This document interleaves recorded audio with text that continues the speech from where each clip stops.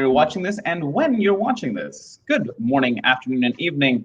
Welcome to our live discussion at the time. Maybe you're watching this later, but maybe you're here with us live. If so, good to see you. Type in your questions. My name is Franco Ayala, and I am joined by some wonderful people today because we're going to be discussing what is the deal with non-player characters, NPCs in your campaign. Now, as most of you know, we are generally taking as a base 5th edition Dungeons & Dragons, but most of these things are translatable to any tabletop game that you're playing, mostly because this is mechanics agnostic. NPCs are part of the living part of your campaign. It's the living piece that makes the world actually feel immersive, that puts all the dynamic parts into it. So you can definitely translate this to any game you're playing. Now, accompanied I am by some wonderful guys, some people who are actually professional dungeon masters. They have real world experience that they're going to share with us. I'm going to answer a couple of pre-made questions that we got from a little bit of polling that we did before. And without further ado, the first person I want to introduce is my good friend who is putting all of this together, who gets all of these requests and gets the goodness of his heart to answer these questions. That is Jay. Jay is a professional dungeon master. That is his full-time job. Known also as Baloo for anyone who's a friend. Jay, can you just give us a little bit of an intro of how it is that you got into the whole pro DMing, and like anything else, anything you want to share with our viewers? Well, everything I want to share is a lot, so I'm gonna have to narrow that down. You can find me on Start Playing Games, which always throws me off for the name, but that's what it's called. I host professionally, done that for a while. I know lots of systems and lots of books and all kinds of stuff. But I'm here on the Facebook platform that Franco is making sound much, much cooler than, I mean, it's cool, but Franco makes it sound extra, extra cool. Because Devin, who was featured in Bloomberg, which is a great article, everybody should go read that, wanted me to be on it. So I'm on it.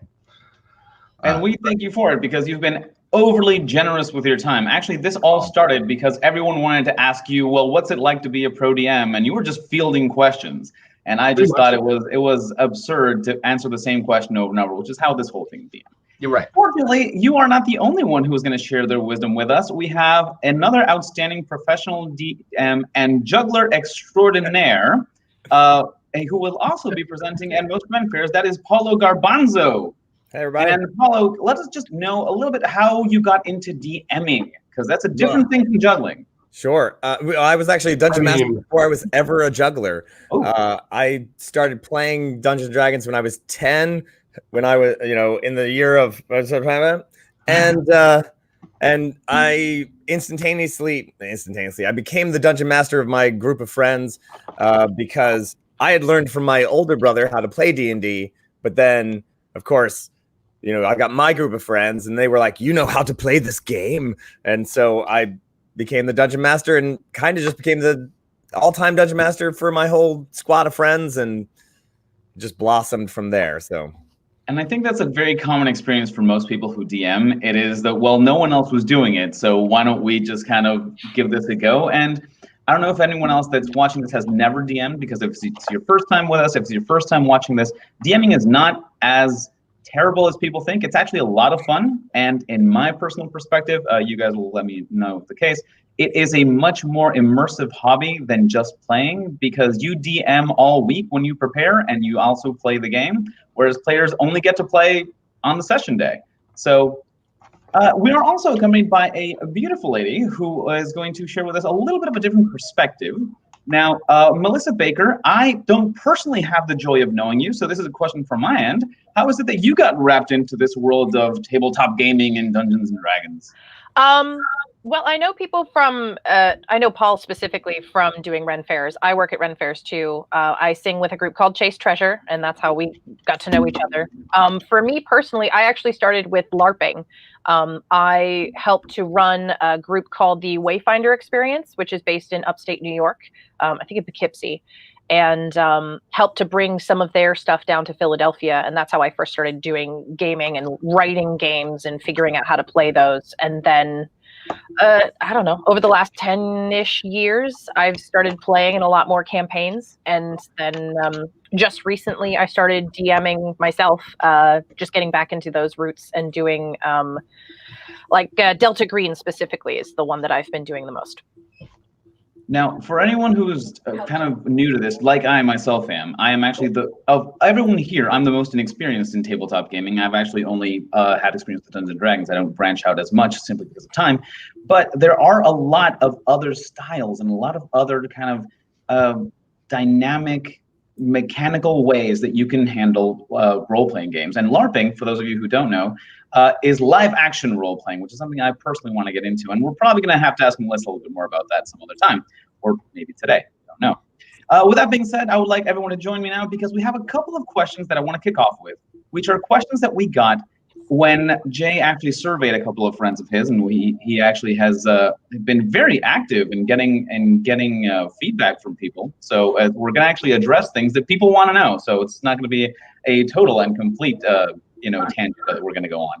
But first things first, okay, what is an NPC? What's the difference between a non-player character and just a person in the story that you don't really interact with? When you go into, you open with the bar is filled with people, raising their glasses and songs of merriment, but players don't interact with all of them, but they still all have to be there. When do you start distinguishing which one is an actual NPC that you're going to interact with and not just, background people that you fill your world with? Whew. That's a great wide open question, honestly. Because there's so many ways to approach that. When you bring your characters into this tavern, right, you've got, you have how many people in that room? All right, you got 30 people in the room. How many tables? I mean, these are all very specific things that you're going to work on, and maybe you want a couple of NPCs to stand out to those characters. That's because right. You're gonna have that moment where it's like, I want them to talk to the really cool tracker that could help them on their mission. So I want to make that person kind of stand out and look cool. So they're sitting alone, flipping a dagger in the air and drinking shots and watching the room. Already that person's intriguing, and at least they want to keep their eye on them to make sure they're not going to steal their money, because they're probably going to. Sure. So you're going to have a certain, you have a certain amount of wallpaper, which is the visual, right? And then you're going to have a certain amount of people that come in and be three-dimensional. So how do you decide? Well, it depends on what you're looking for as far as your campaign is going. Like, what is the mission you want? What do you want to happen? So make those NPCs most intriguing. The table of goblins, or there's a table full of elves who are from far away. Vaguely intriguing. But so can I assume that your answer goes to, you actually point, think of it like cinematography. You point the camera at the ones you want to stand out, which means you go into a little bit more description about them. Absolutely. Everything else is like, oh, imagine a full tavern, which everyone can have a vague idea of what it sounds like. And by the way, sound is another thing you should definitely incorporate to your games. Oh, but then you go into the description of the one. Now, those NPCs are going to have a personality. And I would love, and this is just because I want to pass the ball around, is when do you give the NPC an actual personality? When is it not just, world of hats, that they're all dwarves are the same roles? When is this one going to have one? And this is going to be an interesting one, because I want Melissa to kind of let us know the difference between giving them a personality when you're describing them, and then when you're LARPing, you have to actually be that personality, which is a little bit more intricate, I'm assuming. Yeah. So usually when I'm running things, not that I do a lot of high fantasy at the moment, but you give them you kind of predict things based on your players. That's what I've been the most used to. So I know the game group that I'm working with is going to go for a specific looking person. So if it's the person that stands out, if it's the person that's a little out of place, if it looks like they're shady contact that they're going to get in touch with, like if they're going into a cavern, then they might already have a mission and they're looking for something specific. So you can kind of gear your NPCs towards that interaction. I also kind of think of it like cinematography too, and almost like extras. So you have extras in the background of a scene, and most of the time they're just walking around in the background doing whatever and trying to be nondescript. But every once in a while you get somebody who's has one line, and that's going to amp up what that NPC is in relation to your players. And then sometimes you get people that are day players that are actually having an interaction or a little bit more. In terms of relating that to LARPing, yeah, everybody who's, it's fun because I've done a lot of LARPing where I have to cast all of the different characters. So you cast people that you know are going to be strong personalities in characters that people are going to want to interact with. It's the same as like just knowing your gaming group. So I know when I've run stuff for groups of 13 to 15-year-olds that they're going to want to hang out with this one really cool camp counselor that they've been hanging out with since the beginning of the week. So I know to give that person a strong role because they're already going to gravitate toward hanging out with that person to begin with. So. And what happens? And this one kind of you kind of led into this one, but what happens when it's the players who choose the NPC to interact with that you didn't plan on that they were going to that one? You kind of have to come up with stuff on the fly there. I mean, that's just improv. That's stuff that I'm used to with like acting. So having like just a couple of things kind of in your back pocket is always useful. Like, oh, okay, they're interacting with this bartender because they keep wanting to order more and more drinks, and the more drinks they order, the more attractive she seems. So now I have to like describe, okay, what does she look like? What's she wearing? Does she feel receptive to this, or is she a strong, independent woman who's like, just buzz off, leave me alone? Like you could interject almost your own personality or other personalities into it as you go. And it's not, if you've done improv of any kind, it's not as difficult to throw things together until you have to fight them. Then it's awful. Well, there's one thing that most dungeon masters kind of get stuck in, which is coming up with names on the fly. Because every now and then, like my players will definitely, I will describe one goblin that is doing something interesting, and what I want them to focus on is the interesting thing that's happening, not particularly the goblin that's doing it, and that just happens all the time. How do you come up when like, oh well, we come to the goblin, hey, what's your name? And that's always the first question, and it always catches me kind of flat-footed.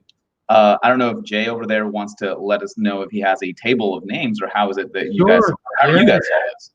You bet. I didn't want to like jump in. Interrupting is a social skill of mine, which is to say I'm really good at it, even though it's not something you should be good at. So I'm trying to get better about that.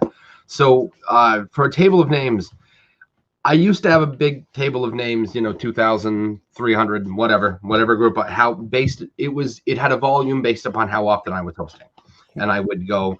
They would go, he's a goblin, great. His name is. And then I'd find on the sheet of paper and chalk it off and write Goblin Trapper, right? Or Goblin Juggler, because now I have to have one of those. Thanks, Paulo. He juggles, I don't know, squashes, human heads, and troll feet. I don't know. These are all things Paulo has also juggled. Ask me later what the weirdest thing I've ever juggled is. I know he's got a collection of troll feet in a bag back there. I know he does. But today I don't have a name list anymore. I have a suffix and prefix list instead, and I just mash them together. And if you need it to sound fancy, the middle name Von, V-O-N, it's German. Boom, done. Like whether it is or not, your players will think it is. And then it just means from of understanding douche nugget. If you put Von in the name, that's not fair to Germans at all, but it will work. So Paulo von Garbanzo, the right. goblin Paulo juggler. von Garbanzo was so much less nice than Paulo Garbanzo. It's my evil twin brother. How did you know? His goatee is Eve. I was going to say, does he have less of a goatee or more? Like, I'm curious. His goatee is like here. The man shoe or the handlebars, like the cheesy villain used to tie the lady to the railroad track, the greased. Well, as far as names go, there are programs on the internet that you can download free names, all that stuff. Sure. I tend to just, usually I will either just make something up, and again, names can be a huge thing if you are really dealing with a very immersive universe where you're like, for instance, if you have an area in your world that is German-esque, sure, then those people will have Von in their name. Oh, yeah. And you're like, that's totally legit. Likewise, the place that the characters are in now is kind of Italian-ish. So people end up with Italian names. And and so when they meet Felicia, like Felicia's an actual Italian name, but Sensibilia is not technically a name. But if my players learned more Italian, they would know that Felicia is happy and Sensibilia is sensible, and they're sisters with very different attitudes. And those are their personalities.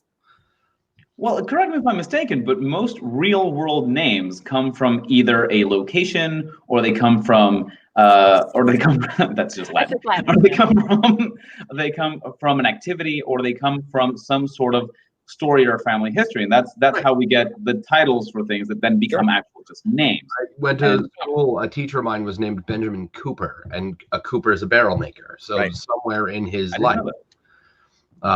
Oh yeah, big fan of words like Cooper and Wainwright. Yeah. Tosher. My literal last name, until I just changed it, is Baker, so I'm used to that too. I've never met anybody who is Lucas Gong Farmer, but it's probably out there somewhere. Ooh, yeah. I did have the distinction at one point when I was doing a lot more LARPing. I worked for the census in 2010. So I literally sat down with like a piece of paper at 3 a.m. while I was collecting all of the data, and I would just write down cool looking names. Wow. And let me tell you, like, Philadelphia random names are like Thacker Johnson was in there. There was definitely somebody with the last name. It was Calumet. I'm sure they pronounced it Calumet, but I was like, ooh, Calumet. Calumet is a great name for a king. I could throw that together. Let's do that. Like, it was, If you have the internet, if you're watching this, chances are you have, internet. And if you have internet, you probably have a streaming service. And if you have a streaming service, you're probably watching TV at some point. So watch TV. Like, I understand that not everybody has a phone book anymore. When I was a kid, I used to cheat and use that. If you don't have one of those, I'm sorry, did I say cheat? I meant life hack. That was it. Right. Somebody said that's better PR. Okay, life hack. Watch TV and pay attention to the credits. One, they'll actually have a purpose for you now. And two, there's a lot of really great names in there. Oodles. Yeah. What I'll do sometimes is take a regular name and then switch one letter out, and suddenly it becomes a fantastical name.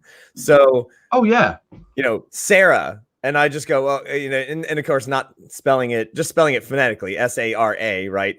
But turn that S to a Z, and suddenly it's Zara. And that's a cool name, Take a name you already have and swap out a vowel or a consonant or two, and new name that sounds much more fantastical. Right. Sure. And I think it's a rule of thumb that if you put an apostrophe, it's already a magical name. It's already something that's out there. But when you pronounce it though, if it was ZA''RA, would you pronounce it Zara, or do you pronounce it Zara? It just looks stupid. Like, pronunciation leads to a whole bunch of interaction between your characters, because at any time, if your character has a name from somewhere else and you go, it is not Zara, it is. I was just gonna say.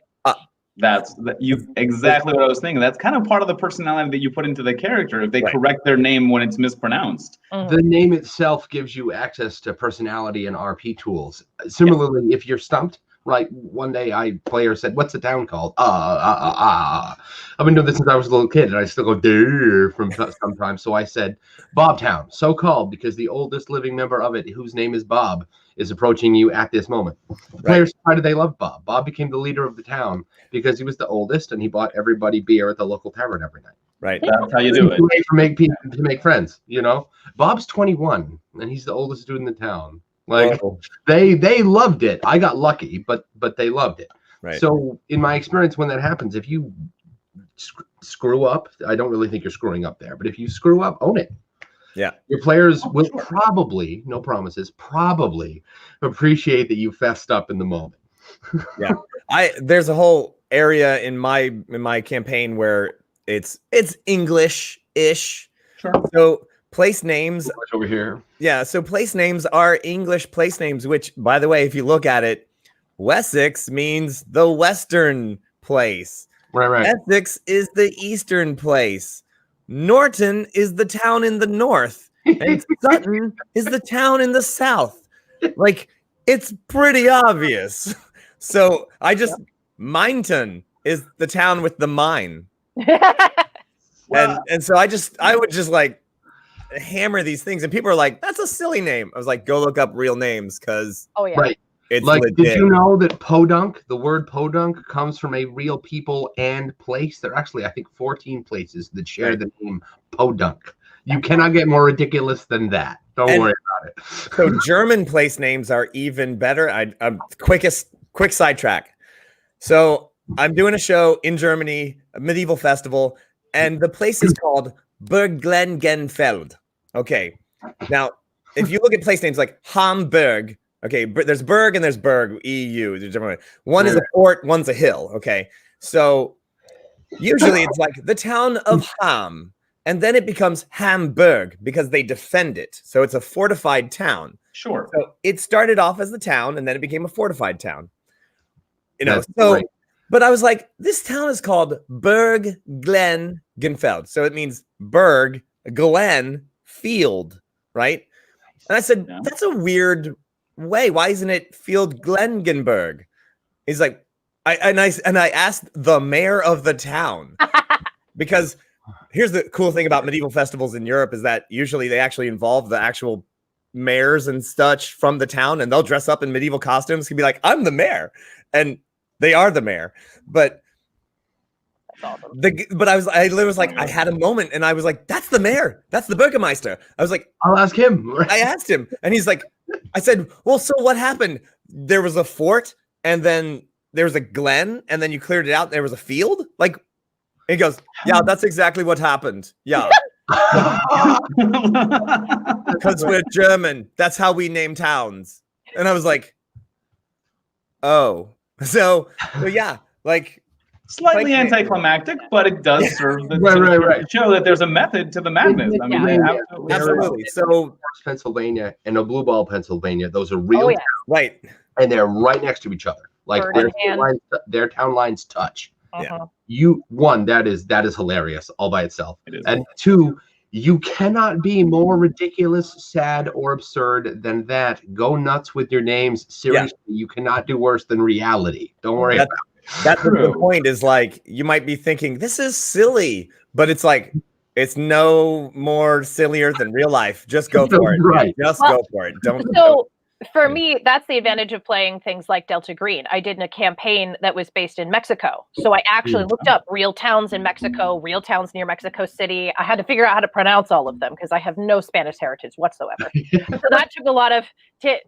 I think it's Tenochtitlan. Yeah. So trying to figure out how to pronounce that took a while. But it's fun to be able, especially in things like that, where you get to play a little bit more with reality. You can actually be like, okay, so now my gaming map is literally the Google map that I brought up from the adventure. And I was like, okay, so you guys want to take this route. Okay, so show me on this map what streets you want to take in order to do like a route to observe this club that you're going into. And it's really fun to be able to like actually incorporate reality into an adventure like that.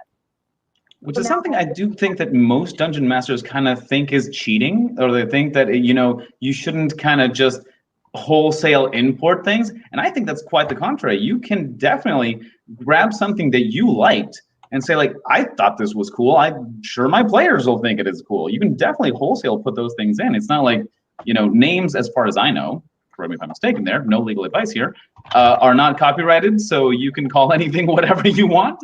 Made up names are. You can't copyright a proper noun unless it's the name of a business. And even then, you're not really copyrighting the name, you're copyrighting the identity. Of course, then just disclaimer, this is not legal advice. Consult if you're going to do anything commercially, then get families into it. But at your home game, like when you and your pals, go nuts. Do the thing. Well, I mean, what's the difference between importing a module you bought and importing a town that's real? Is there a difference? I believe not. I believe that you can go to you can go from Malaga to Tenochtitlan and you're perfectly fine. It's absolutely definitely so. And also one thing that I do kind of want to touch on, because this is something that is in the questions later on, but we'll see, is that how much is too much, or is there ever such a thing, when you get into the kind of sometimes sensitive subjects like verbal tics, or like what could be called maybe cultural appropriation for naming conventions and that sort of thing. Because I do believe that you do have to foster a sense of fantasy. You do have to foster a sense of otherworldliness. But when is it like, okay, this falls into the I might be offending someone, or this might break the immersion because it's maybe too real. So it goes both ways. Maybe it's just something someone won't like, or maybe it's since they're actually from that town that you didn't know because it's the first time you play with that person, they're like, wait, that's not how you say that town. You know what I mean? Where is that, how much is too much when you're going into those explorations? If we're going to look at isn't it? Too much based upon what is essentially, if you're talking about appropriation, you're talking about doing it wrong, doing it incorrectly, not just somebody's opinion. If in the same way that you shouldn't have like rape at your table without talking to your players first, you probably shouldn't have a distinctly German accent. If one of your players is German or has a German grandparent, you could really rub their armor the wrong way, and nobody wants that. If we're going to look at that question, when I originally got this question, that wasn't the impression that I wasn't on the impression that was what they were asking. But if we're going to look at it that way, then that one's easy. Hand a trauma form to everybody before they play. Have them fill it out. Well, now let me just clear out for everyone who's watching. The start of this whole series that we're doing here, that we're getting together and talking, is this was based off a group that we all met up, which is for paid dungeon masters. This is for people who are actually wanting to make this part of their income, which means that there are fiscal and financial responsibilities to it. But it also means that it's people who are willing to play with players they've never met before because they're their clients. With your friends, I can assume that everyone can agree, you kind of know what rubs them the wrong way already. You already know where the lines are and that sort of thing. And that's why you play together, because you enjoy each other's company. But when it is a client, sending out a form is not a bad idea, definitely so. Now, sometimes it's things that we don't think about. It's things that, to me, for example, come naturally. For me, it is I have one accent that I do for all my dwarves, and even if it's a male dwarf or a female dwarf, that's my vocal range. That's all I can do, and I'm not always, aware that someone might someday be offended by that sort of thing, because I speak with a very all of my dwarves speak like they're already halfway drunk, and they kind of slur the words. So I cannot know if someone's going to be offended with it, and sometimes it goes in different directions. For me, that's the only one I have. But I can't really survey anyone like, hey, what do your dwarves sound like? What is it okay if I'm characterizing them all this way? That's kind of land of the hats, and that's kind of where this was going. When is it just too lazy? When is it just too much? Hand them an extra. Right. If the question is, how do we do safety tools in the moment, not before start? In the moment, yes. They make a whole bunch of those. I'm partial to the X card. You put the card, everybody gets the card, or alternatively, you just put a big one on the table, and somebody just touches it, and then we go, all right, stop. We're gonna go talk about it. Whoever touched it, right? If they want to tell you what you just bothered them with in the moment, great. If they don't want to tell you in front of everybody, also great. Leave the room with them, talk about it, come back, and do whatever they want you to do to fix that. While that does mean that in the beginning, in theory, you're going to slow down your game more often, chances are they don't have a million traumas, so it's not going to happen. Right. because everybody's got a fistful of stuff that they don't like about their life or their friends or their family. Everybody's got trauma somewhere, but probably not 50 of them that manifest to such an extent they're unwilling to talk about it with their friends. That's why these are your friends.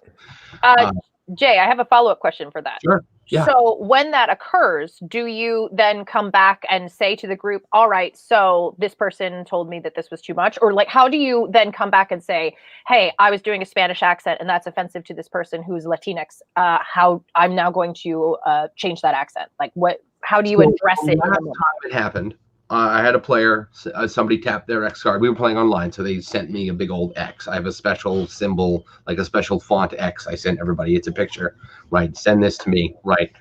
And they do that as opposed to just typing the letter X in the chat box because specifics. I don't know. And they sent it to me, and they said, "Hey, I really didn't like that. That was a too violent of an NPC act. I had one NPC club another NPC." And because they have a trauma that involves blunt force trauma, it was a bit much. So when I paused it, I said, everybody take 5, go get coffee, whatever, so we can talk about it. When we came back, I said, hey, I don't normally do this, but we're going to retcon this backwards. Remember that scene with the thing? It didn't happen. Here's how that happened. No further discussion or questions are going to happen. That's it. If you want to talk amongst the group and, figure out where that came from, that's up to you and on you. I'm not going to talk about it. That's it. You shouldn't have to defend your position if your position is, I don't like this. That's it. Right. That's all the requirement there is. Right.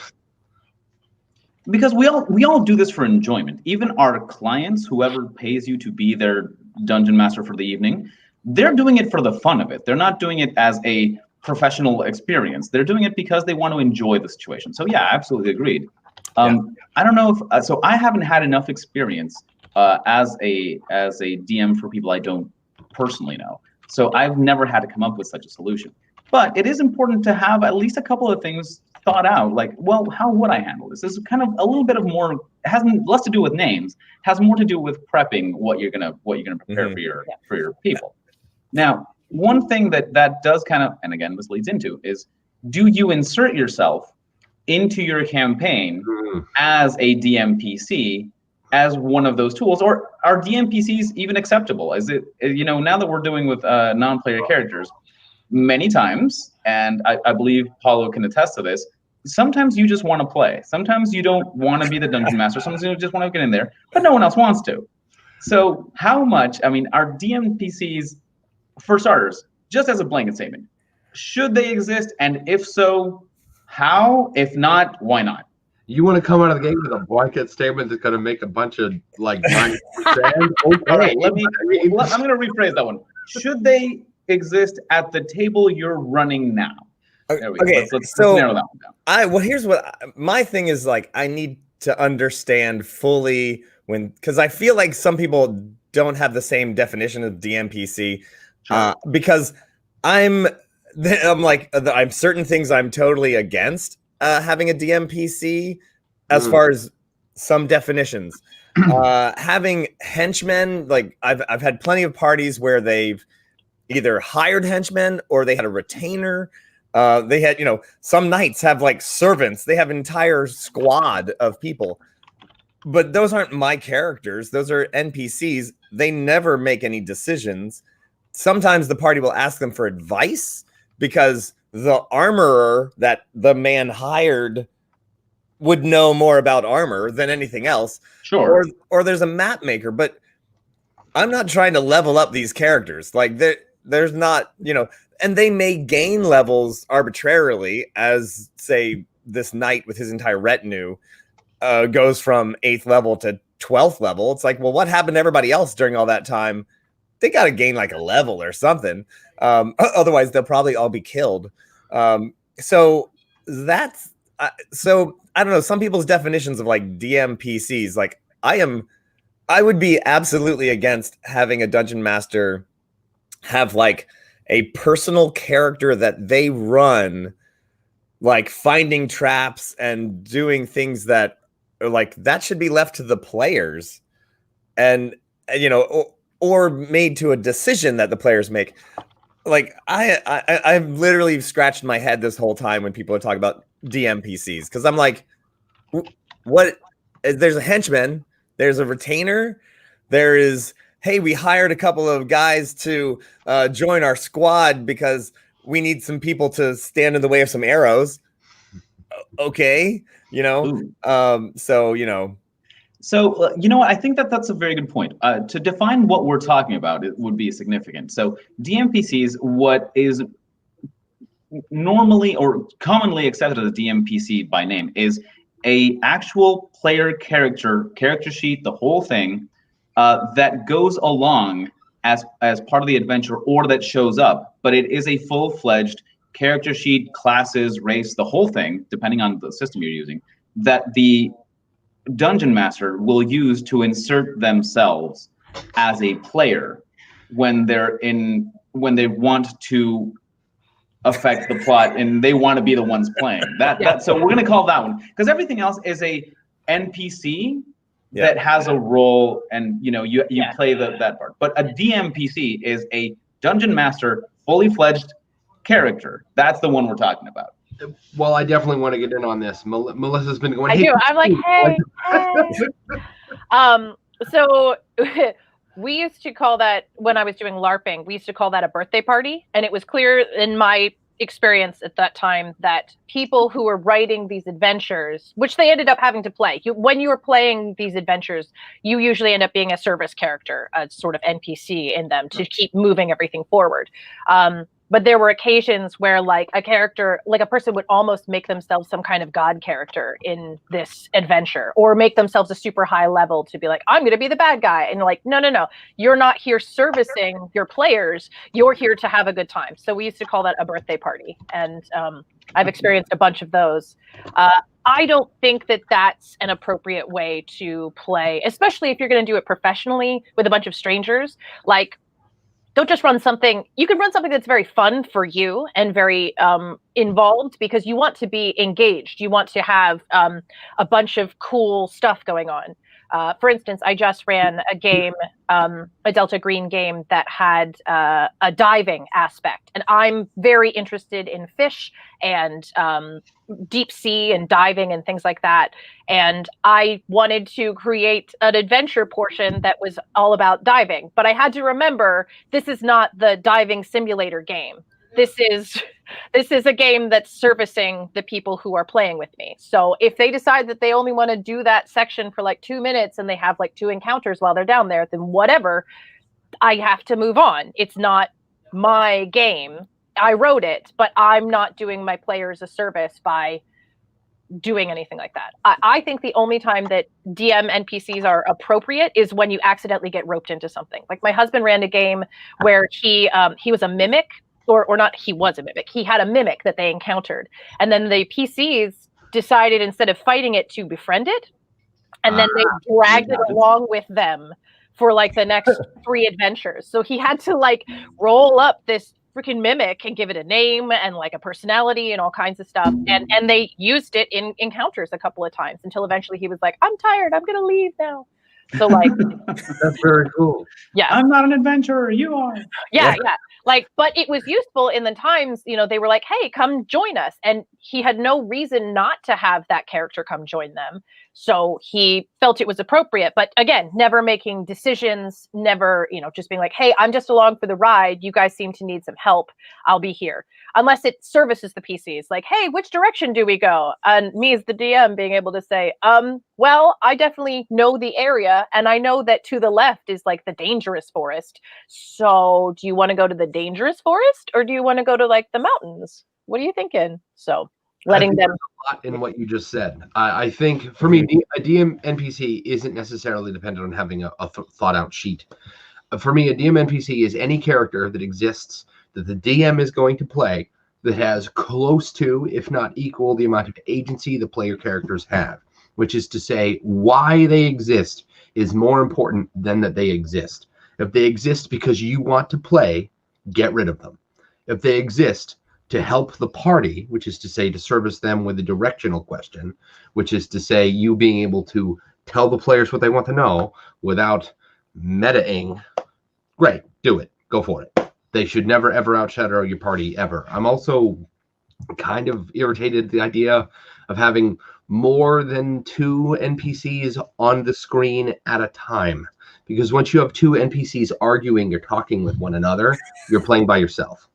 And Right. anyone who's paying for that, you're being a disrespectful nutbag. Don't do that. don't do that. That's rude. Don't do that. So if for me, a DM NPC, if they exist to give compass directions, or you're off on the quest to find the ancient dwarven armor of giggle face Ironhide, and you have no idea what dwarven armor looks like, so you ancient artificer with you into the long lost caverns of Ironhide Citadel, because he's going to be able to tell you, because there's a great war, right? So there's thousands of suits of armor, probably from different eras. Which one is the one? That's his whole function. That's it. So when combat starts, he's probably going to hide. And I don't care if there's an artificer, he carries an axe. Push him out of the way. Let your players do that. He's going to hide because he's a coward. You made him up. So sure, he carries a hammer because he doesn't. It's like a lightsaber. I don't want to use it. Only unlike a lightsaber, he's desperately saying, "Oh, please don't make me use it," because he's a cowardly wuss. Just don't overshadow your players, and you can have whatever character you want. If you want to play. If you're hosting because no one else will, you're not doing it for the right reason anyway. Good point. I mean, Yeah. Some people are good at it. Paulo, for example, right? Lots of people got the job because nobody else wanted the job. But after a while, be like, hey, look, guys, I'm not having any fun. Even if you're getting paid, if it's not fun for you, do something else. I mean, And if they're having fun, they can tell. Most people are more psychologically aware than they think they are. If you're bored as hell, if you sound like Ben Stein and you're not doing that on purpose, they'll know. yeah, I've definitely had NPCs argue with each other, but it was plot points.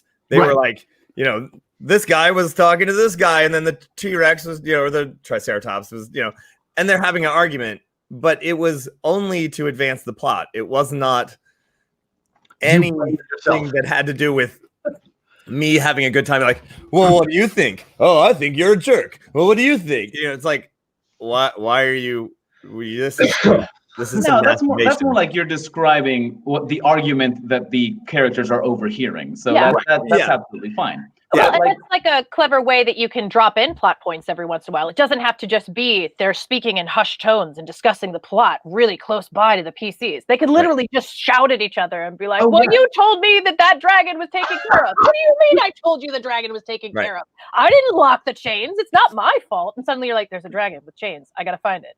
If anybody who's watching this has seen the Arkham games, the video games, one of the major yanks of those games, tell me if this doesn't do anything for you, is when you're Batman and you're perched above the lamppost looking down on 2 goons that are just arguing about the secret passcode like a couple of idiots. Like that, because they're a 1, 2, 3, 4. It should be 1, 2, 3, 5, just to trick everybody. Look, John, I told you weren't any good with numbers. The password is 1, 2, 3, 4, 5. Write it on your hand if you have to. Right.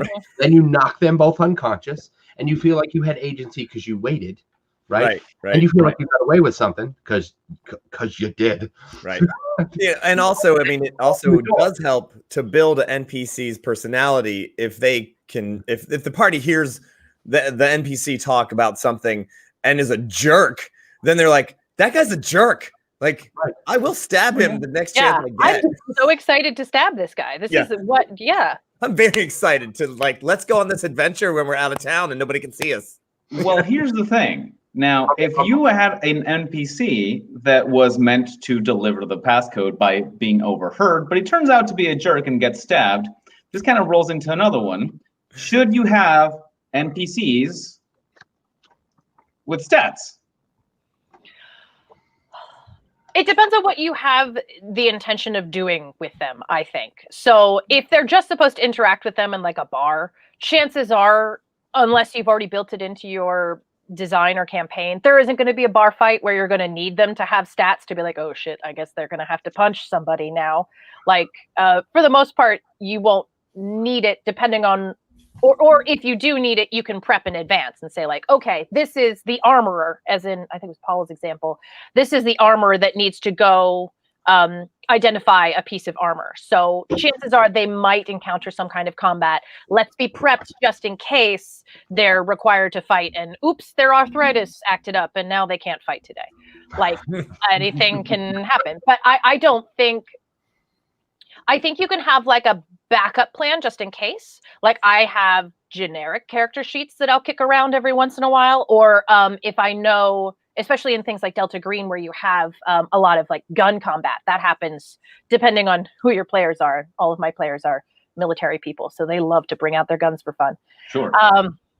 So you can prep things like that. Like, okay, I know the stats for this particular weapon. I know the stats for this particular thing, just in case it comes up. And then you can throw that at that character. Okay, I have the stats for using a broadsword, just in case this character encounters something and they have to bring something out just to defend themselves.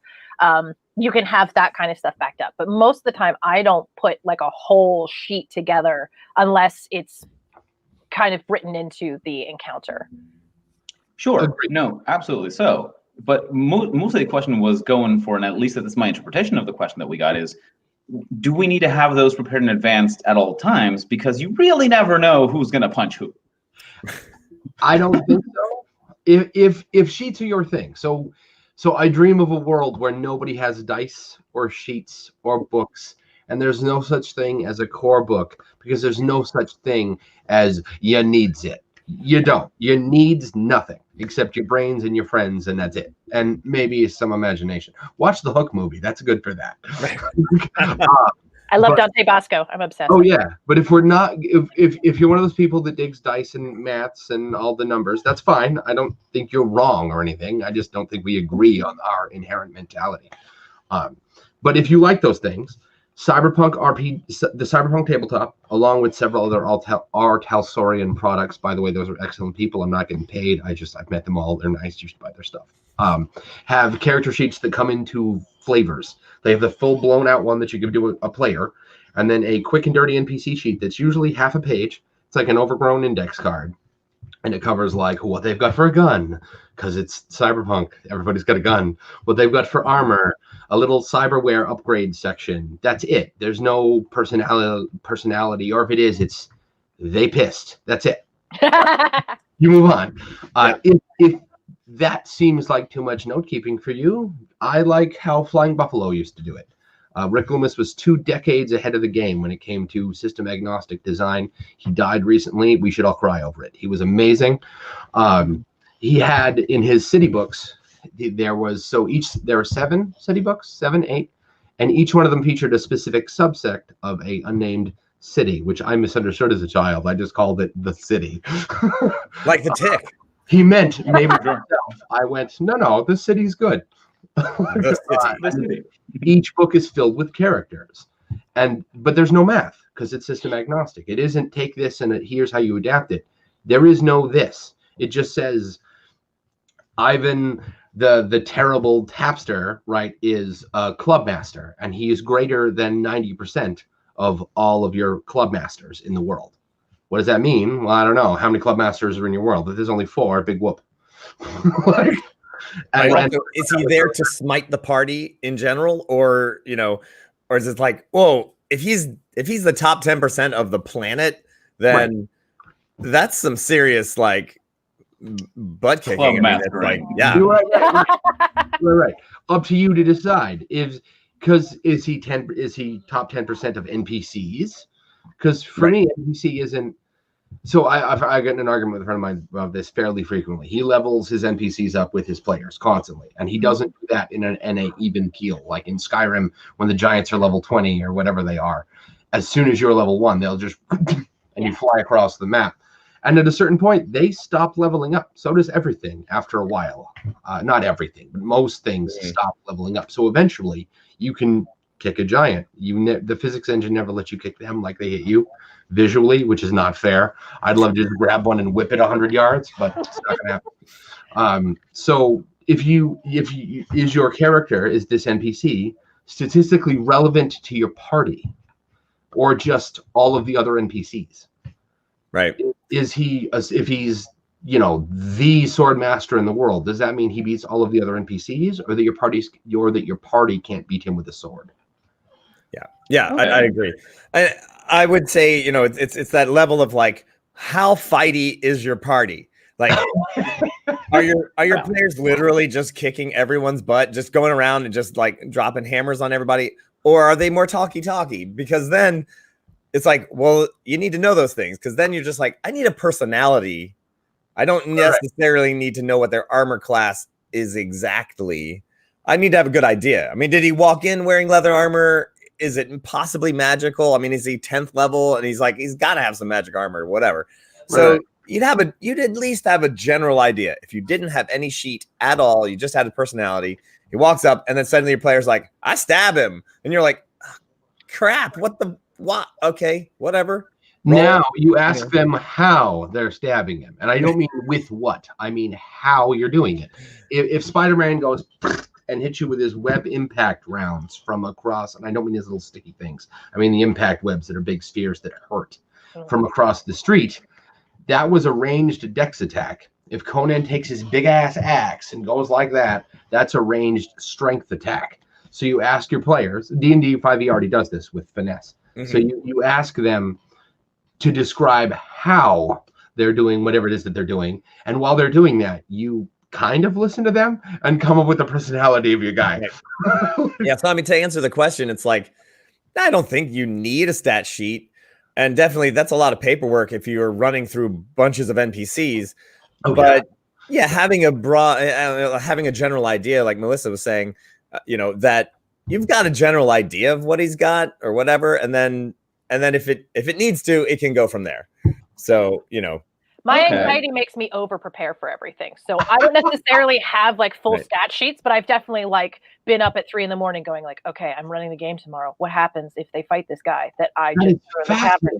What do I have to do? Okay, so if I do this and then this and then this, and then you like wake up the next morning and you have like way too many sheets of things. My anxiety makes me not prep. Seriously, I freak out and I go, oh God, I did all this work and it's going to be the wrong work. Like I freak out if I plan. My anxiety restricts me to 1 index card per like 20 sessions total of notes. That's it. If I can't hit an index card, I need to rewrite it until I can fit it on an index card. Because if I can't do that, I need to be better.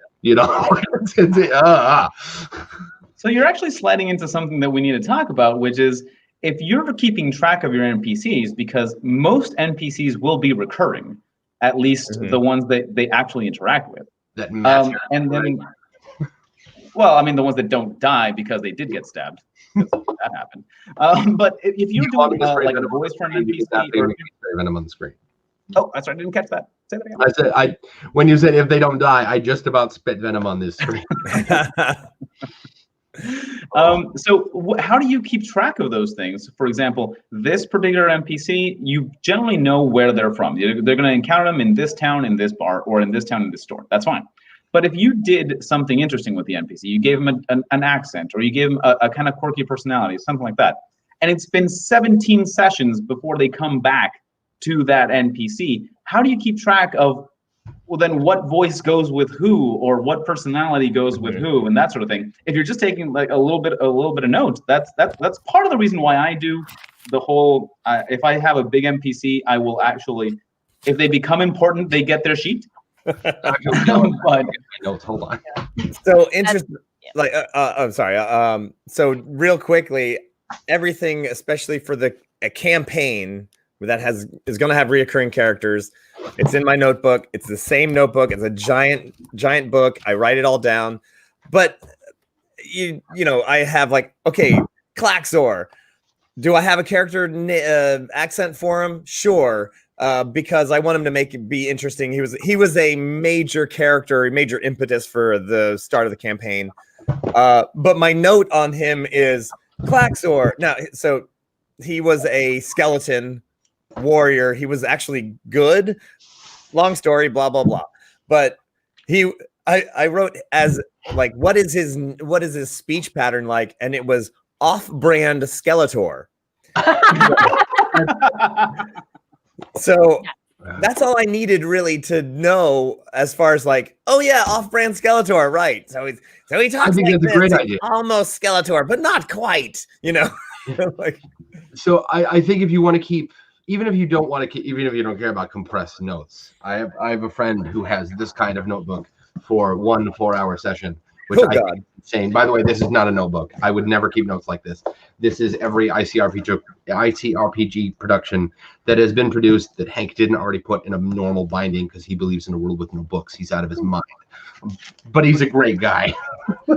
Anyway, oh man, that guy's out of his head in the best way. Anyway, if you want to keep notes, if notes are important, I mean they are, right? They are. In my experience, players tend to remember the stuff that was fun over unfinished or broken circles. If they had fun, they'll forget. They don't care, or they will remember and they'll essentially let you get away with it. We do that with movies and games we love all the time. We like Spider-Man 2 was the Spider-Man game for web swinging for ages, and the rest of it's terrible. Like it's not any good. Games like Soul Reaver have some of the greatest exposition and story I've ever had the pleasure to experience, and the backtracking is off the charts. Right? Like people will forgive you things you're not particularly perfect at if you're really good at something else that they enjoy. We're all human. Everyone inherently knows that we're not perfect, even if they're unwilling to admit it. We know it, you know. And in my experience, if people go, well, you need to know all the things. Really? Do you know all the things? Right? You can just kind of put that back on them. It's rude, but it'll work. Anyway, if I know all the important things. Yeah. Right. Have you ever seen that episode of Big Bang Theory where Sheldon goes, I know all the things, and Penny goes, oh yeah? What's a radio head? And he goes, I know all of the important things. Right. Go ahead. No, please. Okay. So my husband, one of the things he likes to do, because he likes to create his own campaigns and he makes larger worlds, he uses World Anvil, which is, I think, a free service. And it's basically you're creating your... Yeah, you can create your own Wikipedia for all of your stuff. So every time he creates a new character, he'll put together a whole entry into his world.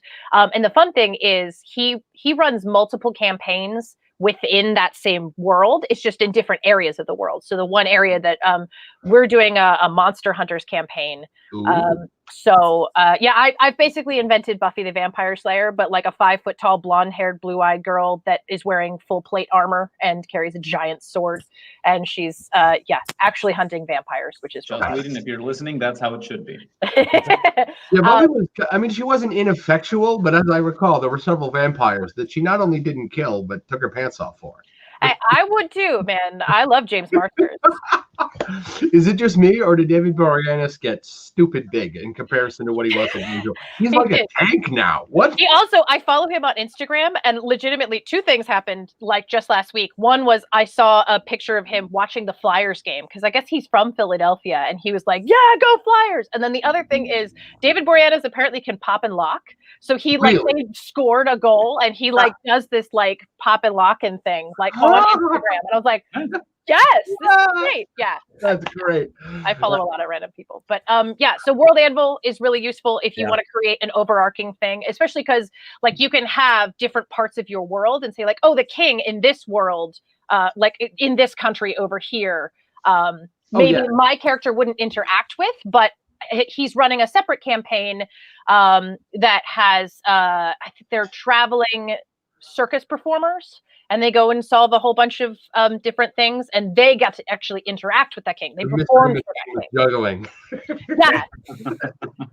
You don't know this, but Paulo Garbanzo is actually a real life adventurer who goes out and he goes to fairs, but he actually kind of solves mysteries and kills monsters. Yeah, for sure. It would not be the first time somebody has accused me of being a CIA agent, but right. I realized I forgot to actually get where I was going to before. With voices, with voice notes. Off-brand Skeletor is great. I usually write down I got the voice from somewhere. I didn't just pull it out of my butt. I got it out of a character from movies, video games, whatever. Skeletor is a great example. He's from a cartoon. Mamra, I'm a grown ass man, and Mamra still makes me uncomfortable. Like, oh my god, I as have long as evil exists, Mamra exists. Ugh. I have a That was group moral, right? Like, in my world. There's a group of liches, and one of the mummies. So there's a group of it's a council of liches, a council of them. They get together. They've had a lot of time to mellow out, but one of their guys is a mummy, and they call him Mamra. Like the other liches call him Mamra, and he's like as a joke. As a joke, and he's like, "My name is not Mamra. I will fucking kill you." And they're like, "Like all right, listen up, Mamra." so you just write down, off-brand Skeletor, Mamra, Walter White, right pick, and if you write down voice and personality, so you could have like, who's a really happy character? You could have Alfred for person, like Alfred Pennyworth for personality, and Skeletor for voice, and that's going to be a good time. Oh yeah, oh yeah. And now this also, I'd say this. I have a thing. It's like it leans into two different things, which is that like you have when is too much, and when is a personality of when are you making fun of someone, and when are you and so I mean I have a guy who's it's Larry Bobbins, and he talks like he doesn't have a Cockney accent. I'm not making fun of Cockney accents. I'm making fun of Dick Van Dyke's crappy Cockney accent from Mary Poppins. Yes. And he's Larry Bobbins, and it's he and the thing is he's Fagin from David Copperfield, or from Oliver Twist, sorry. Yeah. And but he's the great grandson of she who is probably copywritten named. So now he's Larry Bobbins, but he has got the Cockney accent, and you're like, but it's not a Cockney accent, it's Dick Van Dyke's Cockney accent. All right, fair enough. So Van Dyke English, right? Right. It's like it's terrible, but he's there, right, Governor? And you're like, it's horrible. It's meant to be horrible. I'm not making fun of anyone with a Cockney accent. I'm making fun of Dick Van Dyke. I tend to do that. I tend to take has anybody played Dragon Quest 8?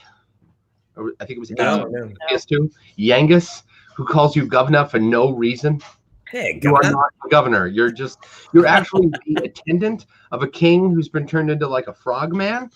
And Yangus is a bandit who tried to rob you, and the bridge fell apart. Oh, yeah. And you saved him because you made it to the edge and he didn't, and you helped him up, and he went, well, shit, I guess I work for you now. And he's got this, and he never lets you forget that he likes you, but he doesn't really, you're not paying him. It's a life debt thing, but he doesn't really want, whenever he's like, why do you work for that old codger? Then again, I guess people could say that about me working for you. Like he's kind of a jerk. Drop it in. Right. Hey, I'm about to ask you a question, but go ahead, please. I just sent Paul something on Facebook that happened to a bunch of my players, just forwarded to me, and it's just an accent breakdown of white people's accents. So it's behold, and you can do Shaggy, a shitty Scottish accent, abysmal Irish, shitty British, aggressive German, my voice but lower, Dobby the elf, and Trobjorn, which is the I guess the Scandinavian accent. But yeah, it's a great visual of just like things that white people make for accents. If I can go out on the caricature statement for a second, if there's one single voice that is always a caricature, no matter what, all the time, which means you should never do it ever, is when you're attempting to voice a woman seriously, not as a gag or playing a little child like Santa Claus, toy shop working elf or something like that. If you're treating this as a legitimate voice that a woman has, and you go up like, no, don't do that. It's not okay. No woman actually sounds like that, and if she does, she wishes she didn't. That's not how women sound. Don't do that. I do not know how to answer to that one, because that is so. It's also really bad on your throat, by the way. That's not a good way. For sure. No, for even projecting your voice when you're presenting, and I'm sure Paulo and Melissa will confirm this. It's not the same when you're talking at home with your friends and when you are projecting because you're giving a speech or when you're acting or anything like that. It does strain your voice for sure. But that comes into voice control. And yes. Thanks, Dan. That's good. Yeah, that's all the voice acting. Yes, yeah. I definitely wanted to get into this because I'm sure that the person asked this question in really asking for help about it was like the question, and I'm not trying to make fun of the question because I'm sure that I want to give it a good answer, which is how do I talk like a woman? And yeah. In the case that you are not Melissa. Right. Yeah, right. Yourself, but with less air. I was like, well, so I mean, I just recently had the players ran into a whole group that was mostly women, and it's like, yeah, you don't do Monty Python in drag. I mean, unless you're trying to make fun of of Dick Van Dyke, but yeah, I don't think I wouldn't personally do that unless it like there would have to be really extenuating circumstances trying to do that. But I have crappy accents, so I'm not trying to. I'll just do my best, but I would love to hear Melissa's thought on it. My mother wishes to chime in on this particular, and she says that there was one woman on Earth that she's ever heard of who actually sounded like that, and she was bigger than most men, and her name was Julia Child. That's right. That is great. Yeah, you know what? She's right. She's My absolutely mother also says that she has been occasionally mistaken for a man on the phone, which is to say that women can have husky voices too. I prefer them in my female singers. I mean, Mariah Carey's great, but she goes up, and I don't want to hear that. It hurts. Please, 4 octaves up. Ow! It's a whistle tone. It's very difficult to do. Yeah, it's very difficult and very impressive when done correctly. For sure. But it's still not impressive and appealing are two different things. Right. So for me, actually, funny enough, so we were talking about Buffy the Vampire Slayer and stuff, and James Marsters, who was in Buffy the Vampire Slayer, is also a voice actor, and he does all of the Dresden Files books, which are some of my favorite to listen to. And conveniently, I have a husband who also does voice acting. So most of the time when he's doing like a female voice, it's slightly higher pitched, but not much, and just tends to sound a bit more airy. So instead of talking all the way up here, you're like, hey, it's so nice to see you. Like that, it becomes a whole character personality, but you don't have to change your octave. You can just be, hey, it's nice to see you. That can still be just as feminine. Most of the time when I'm doing other...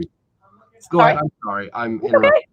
Most of the time when I'm doing other characters, I'm more focused on an accent because like I'm an actor, so I like to do specific kinds of accents. So if it's a female character who's a little bit more of a floozy, sometimes even though it's kind of in a not appropriate for a fantasy universe, I'll sometimes give them a southern accent just for the heck of it. Like, oh heavens, oh my, there's a dragon. I don't know what to do. Oh Lord. Like you're amping up their personality. I think that one's really important. Yeah. That was good.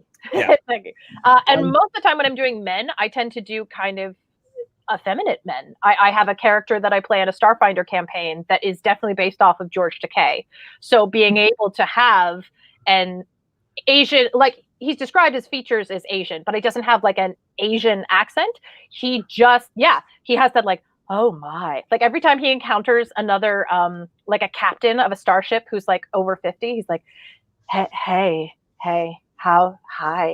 I just wanted to talk to you about, I can pilot ships. I just wanted you to know that. Like you don't have to change your act.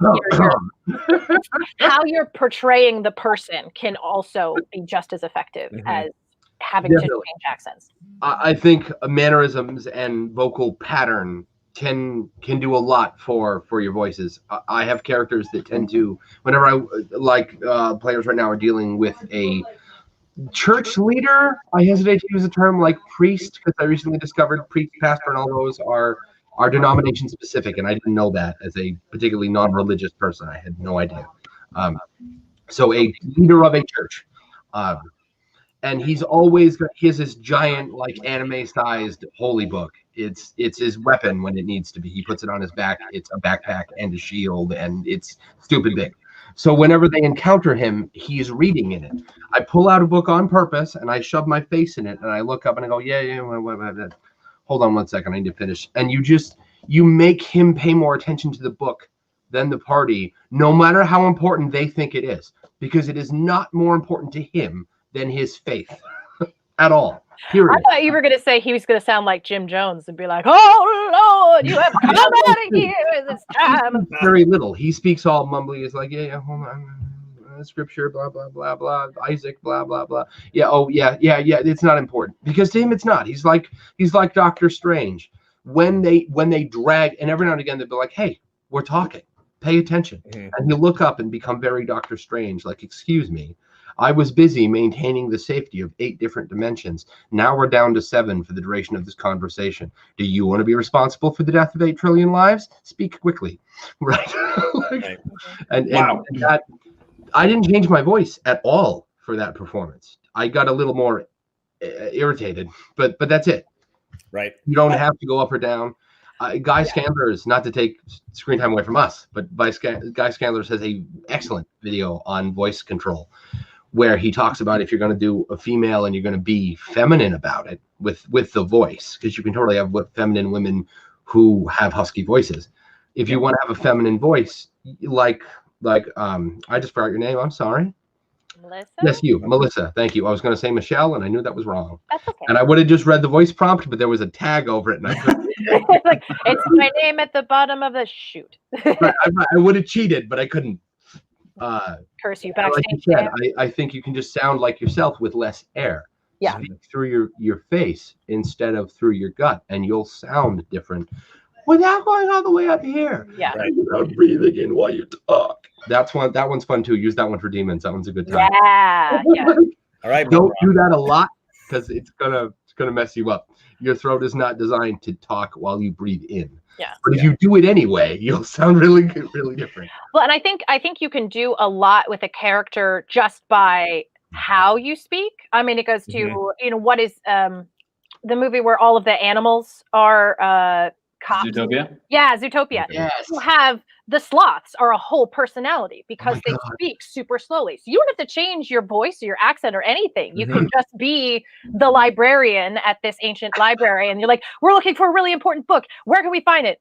Well, if you go down that aisle and turn left and then go further. Like, yeah, just adding that becomes part of the personality, and you don't. I had a shopkeeper like that, but on top of the already very drawn out voice, he would only assist you if you were very specific. So he became famous very quickly for saying, "Be particular," and then ignoring the word particular. We were doing a campaign with my husband for the Monster Hunters, and he had a character who was one of my favorite characters, and we keep trying to find him different places. He based the voice off of Don Carnage. Nice. I love Don Carnage. Tailspin. Yeah. And so he would just be like, Desargo. Desargo is so excited to see you here. Desargo wants to give you more books. And we're like, okay, thanks, man. That's great. We're looking for something specific. I'm sure I have it. Desargo has everything. Like, if I don't have it, you don't need it. Right? Yeah. That's a great answer for a shopkeeper, by the way. Yeah. And speaking of yourself in the third person is always a fun thing to throw for a Yes. very random character. What is it in Avatar? The boulder. The boulder is confused about what's going on now. Like, Boulder's no longer conflicted about punching a little girl. There's so many things you could do besides just being like, I'm going to try to be a woman. Like, no. Right. Just give her a different personality. I think posture can be really useful too. Like if you have, there's a lot, I mean, your webcam moves, right? And even if it's mounted to your laptop or set into it and it doesn't move, you still do. So you can get really uncomfortable, right? You can showcase that your character doesn't understand the concept of social boundaries and or depth perception by getting this close to the screen. You can do kings slouch. I mean, I don't know, maybe. But if your king doesn't, don't sit up straight. Like, look imposing, thrust your chest forward. This will also change how you sound. independent of how you look. And both of those are really useful. I tend to talk with my hands a lot, and I tend not to do that when I host on purpose so that I can do it for specific NPCs. Like, and your body is just as useful as your voice. And you don't have to give that up when you're hosting online. Because the camera, even if the camera doesn't move, you do. You know? All right, props, man. Literally, like props for bringing a prop. That's not a prop, it's a copy pot. That's a prop. Have a whole bunch of hats. We literally have a costume closet behind me, and it's just full of random hats. So, like, you can actually put crowns on. You can put, like, top hats on. I've never had the spine to dress up at the table. Ears, hats, I can't do it. You have got to watch Nat 21 Adventures. Paulo does a great hat switching between characters. It is phenomenally I have a good. bunch of them here, but yeah. And you know, there you go. Nice. See? But Now, I mean, I have my whole like Foley studio over here, which is, you know, the little sound effects. But yeah, That's amazing. there we go. Nat 21 Adventures. The only thing I can add in there is that I'm not particularly good at changing my voice. It's just not one of the skills that I practiced. So I can project my voice to present, and then I can speak normally. That's pretty much my range there. I would say it's more about pacing of your voice and about tone. And you can absolutely just use your same voice and just say, this character is speaking, and you just kind of go, all right, now, you know, it's like, I'm gonna talk real slow, or you can be just softer. I mean, there's plenty of ways to change. I mean, I had recently, it was like, you know, there's Felicia, there's Sensibilia, and then there was Zara, and then Gorgor, all female characters, 2 elves, half orc, and a minotaur. So it wasn't about me like trying to make a high voice, but it was like Felicia is happy. Sensibilia was her sensible sister who was like, stop trying to make out with the bard. And, you know, and then Zara is a half orc, so she's like almost like the boulder. And and then you have Gorgor, who is definitely like the boulder. And I wasn't necessarily like trying to make my voice feminine. I was just doing their personalities. So I wouldn't worry about exactly the point I was going to. You can actually tell your players. So this female character walks in, and the sultriest voice possible, she welcomes you in and says, "Come on in, gentlemen." And even though I didn't change my voice, you could, by the description, imagine the sultry voice that character would have. Absolutely. So it's just like describing a room. You don't have to show them a gray panel and it's the gray stone behind. Like, no, you can just say it's gray, and you can just say they came in with, you know, their bedroom voice or whatever it is you want to call it for that particular character, and then totally not do the bedroom voice. Right. If you combine a descriptive word like the bedroom voice or the bedside manner hospitality tone, or their voice sounds a little bit like music, right? And then you do that for like one sentence. You voice them briefly and then stop. Your players will do the rest of it for you. This allows you to do things like voices that are hard on your throat, like the breathing in thing, and still give them the thing, the impression. But also, if you're just not comfortable with it for large doses, or you're afraid you're going to get them confused, if you have 2 NPCs on the table at the same time, for example, I had 2 brothers named Zorn and Thorn who were both paladins of the Brotherhood. Think the bro code from How I Met Your Mother, but not chauvinistic. They were Thorn was very prim and proper and kind of like Jim Dial from Murphy Brown, and Zorn was dude, and they were deep-seated. They loved each other completely. They were a great time. But I didn't want to get them confused. I didn't want to be the TMNT cartoon where every now and again Raphael's voice would come out of the one with the purple mask. I get it. It's a cartoon from the mid-'80s. It's fine, but I'm better than that. Right. But maybe I'm not, so I'm going to cheat instead. Now, I'm going to throw one at you that's not on the list of questions that we got, but I am personally interested in this one. How do you represent the voice of someone who's coming in telepathically who does not have sound? Ooh.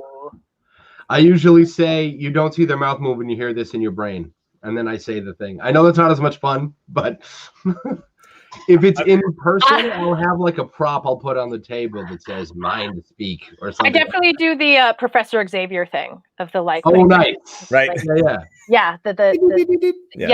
That like and that automatically because of what we're used to in pop culture, that saying like This is a very good point. That it automatically makes you think of something specific. When I do that, I tend to do two hands exclusively. Because one is when you're Cyclops and you're blowing. Right, you're the yeah. Right. Okay, yeah. The thing is that when you do two hands, I just think of the Big Bang Theory when they're trying to explode Leonard's brain. Right. Right. I'm But there's also a difference. partial to- Your eyebrows are the difference because you can have like this where you're like very passively like I'm thinking at you versus like I'm going to concentrate your face off. I'm going to. It's all about the eyebrows. Right. It I'm is. also partial to. And then if you have one finger on your ear, you're listening to the mental. Right. Yeah, this is I'm and we're live from downtown New York. This is Secret Service, right, with the earpiece. Right. Yes. I'm also partial to use the 3 rings like Aquaman used to do when he'd call the fish. Yeah. Right. Fish start showing out of nowhere. Yeah. Right. You know, They and start also falling out of his ears, like whoa.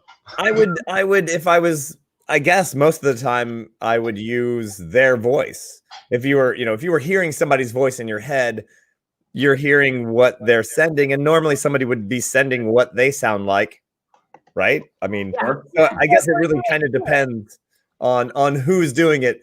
I'm going to send you a telepathic message, but it's going to sound like I'm actually a Balrog. Like, maybe?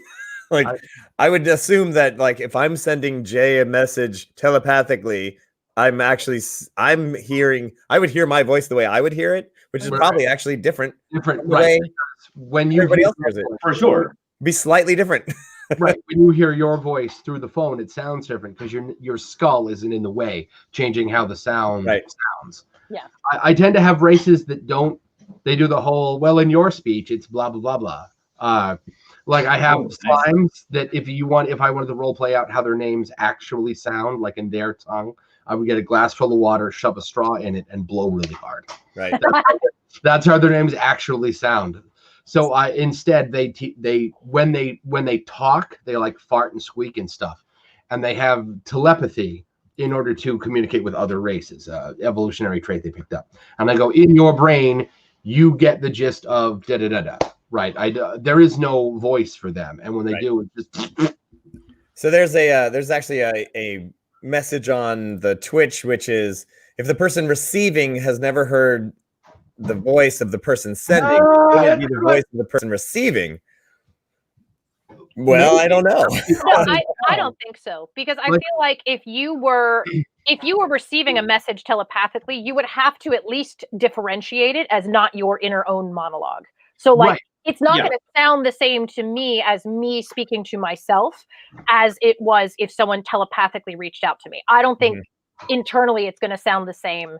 And I think that also interprets it for your characters too, that it's not your own voice speaking to you. It's a different voice that you. Unless the telepath is screwing with you. Right. Yeah.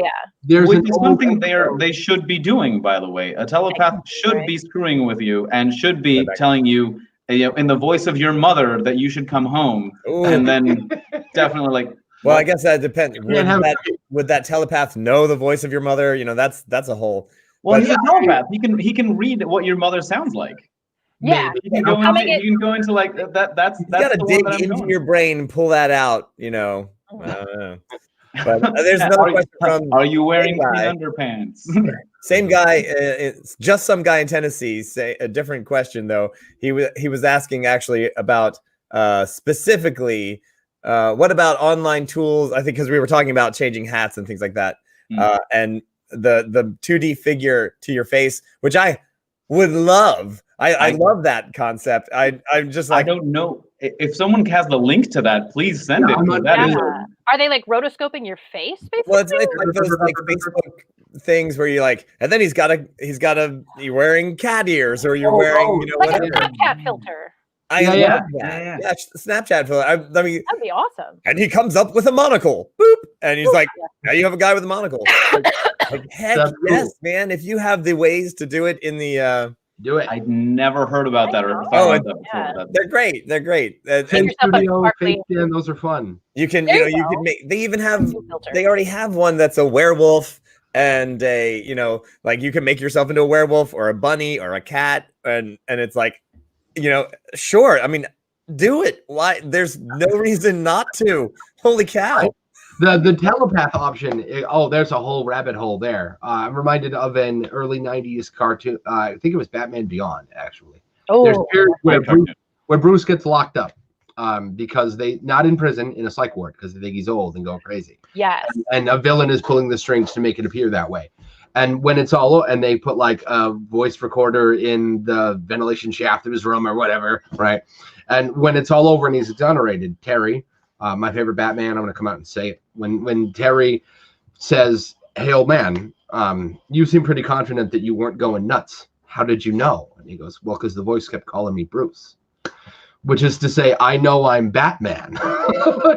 And there's a lot in that. You talk to you differently than Right. other people talk to you. Right. True. That's actually that. I mean, that would probably be an intelligence roll in my game, but that's not bad. That's Right. If somebody calls Bruce, he knows they don't know him as well Right. as some people might. Right.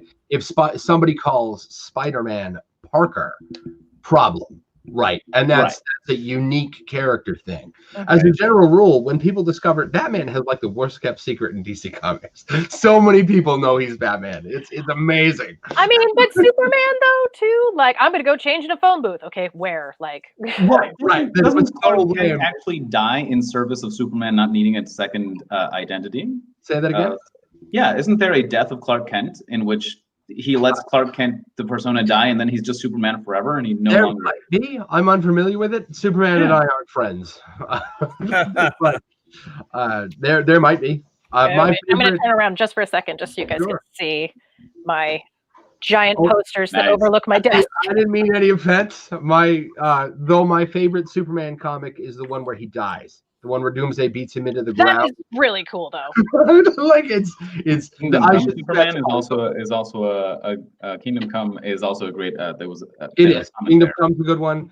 I love Any Kingdom Come. issue, He hooks up with any issue where Wonder Woman. Superman is helping like a suicidal child on a ledge, those are fun. I like those. Right. But if I had to pick just one, it's the only one I'd bother to buy a paper copy of. The omnibus of that first time Doomsday beat him to death. There it is. I bought that because he dies. Like it also happens to be a great read, but I bought it because I don't like him. Now, I hate to be the one to pull everyone in because we can sidetrack into comics the whole next hour, but that would probably not. Whole other conversation. Yeah, it's man, and we have a couple of questions to go through. And Also, I really want to go back. Oh, sure. Let's have a whole nother conversation about the mental abilities because let's And how to let's do portray that. it. Let's do that. I'm For writing this sure. down. Honestly. I'm like mental abilities. But yes, let's answer the questions about NPCs. Yeah, actually, if it's okay, I had a question I would love to field to our professional DMs. Sure. So, as the modern world becomes more and more like non-binary, do you try to incorporate characters who are of like non-gendered or are trans or are like other kinds of things that aren't traditionally like, oh, well, you approach this woman and like she happens to have a low voice? Like, do you incorporate anything like that as you're playing with more and more types of characters? You go ahead, Paul. Pick me. So that is something, especially when you do a show online that is going to be recorded for all of posterity, Sure. and is going to be up there forever. You have to be really careful that you're not. Again, it's about making. If you're making a caricature of someone, then you have to be definitely not offensive. And there's a lot of things where I talked to all of the actually. So this wasn't about trans and specifically, but about like female characters. I am a mostly straight white guy, right? So like, can I make a, would it be weird if I made a slutty NPC or, like, what is the yes, and by the way, the answer is yes.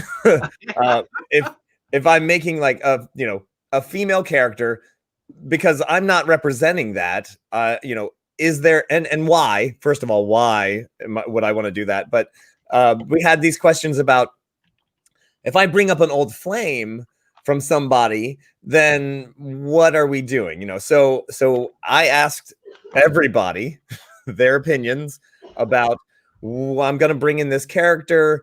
How do I do it right? Because of course the other thing is like tropes. I hate them.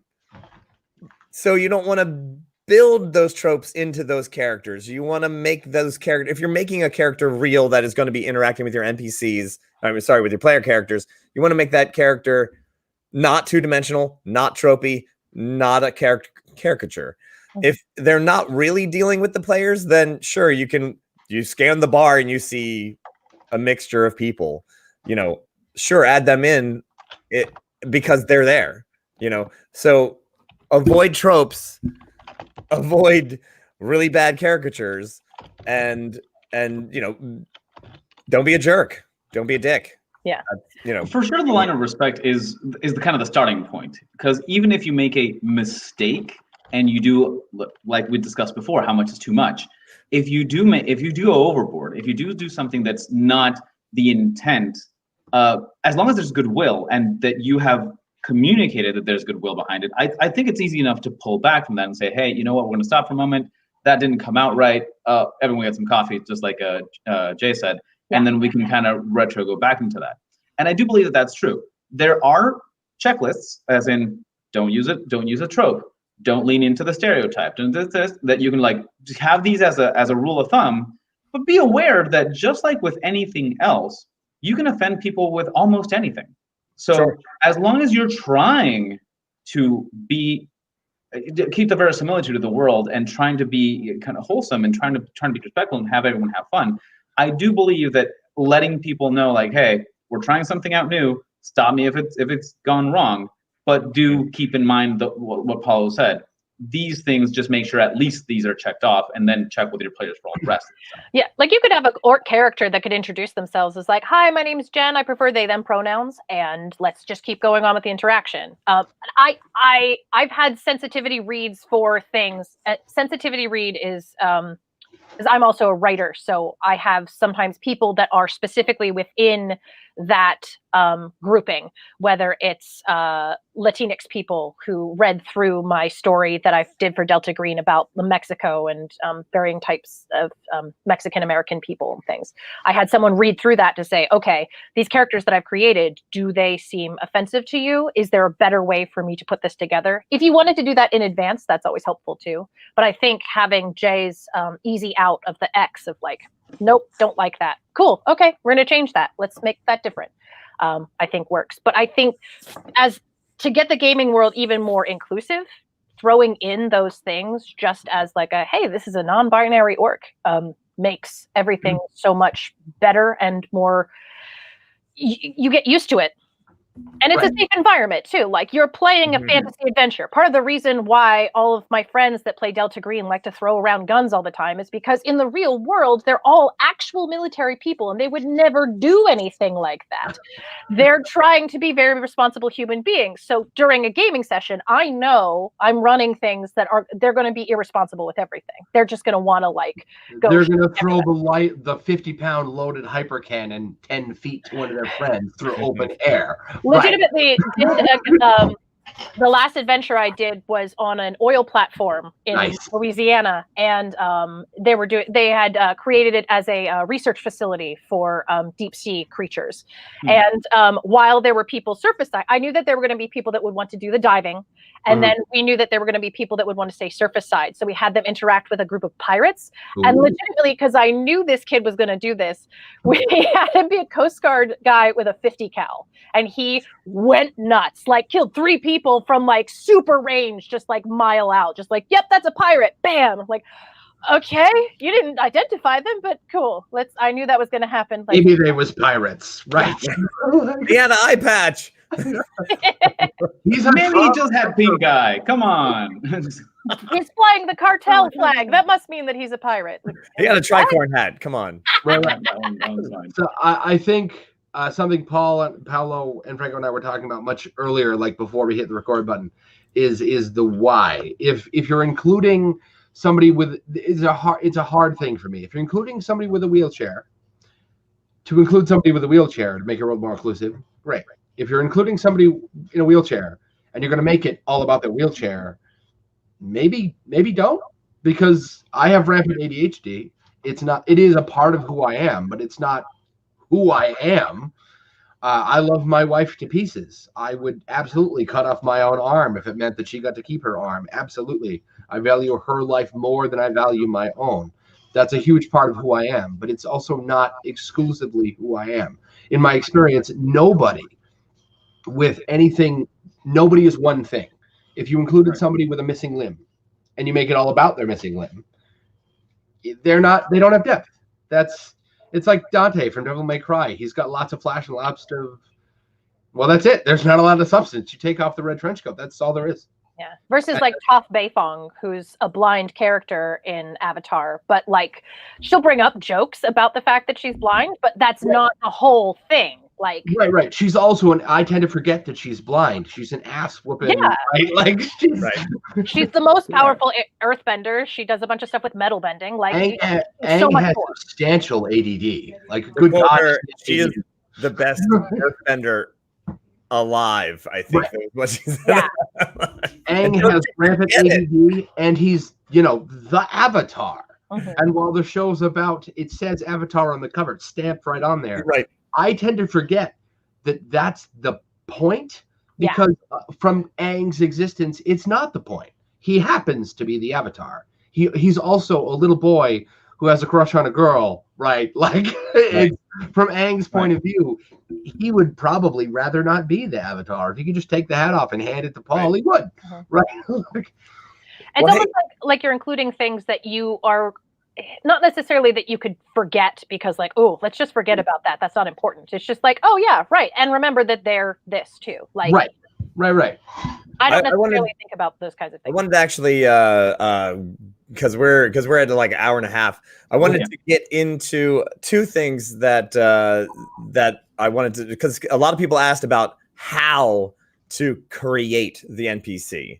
And I've taught some classes at some gaming conventions about this particular subject and filled an entire hour by myself. So I didn't want to I wanted to blast through what my typical things are. So it was what happens when your character starts speed dating through all of your NPCs and you've run out and you're like, oh crap. Like you literally went to every store. I have every store in this city and you keep going because we want to go on a bigger shopping spree. It's like, okay. So I have a couple of methods that I do. And one is regarding just personality. Because a lot of people are asking like, where do you come up with these personalities? And I have some cheats. I mean, life cheat hacks. Right. They're not. It's not cheating. That sounds ugly. They're life hacks. So cheating, life hacking, Myers-Briggs personality. I was wondering where you were going with this. Yeah. So there are 16 personalities in Myers-Briggs. You know what you can do? You can roll 2d4. You can go 4 going one way, 4 going the other way. Yeah, boom. And figure out their personality real quick. Boom. And I like this one in particular. You can find it on the web. It's kind of funny and also very direct and to the point. So it's like, what is their it's a quick personality synopsis. Boom. I need to give this guy a personality. And again, I'm only talking about super random NPCs. This is like, if you have a reason to get an NPC that needs a personality, then you have a reason, then you should give it the personality you need to give it, obviously. Right. Absolutely random NPC, not to make them a one-dimensional flat or two-dimensional flat NPC. Give them a little depth, throw this personality on them, and boom.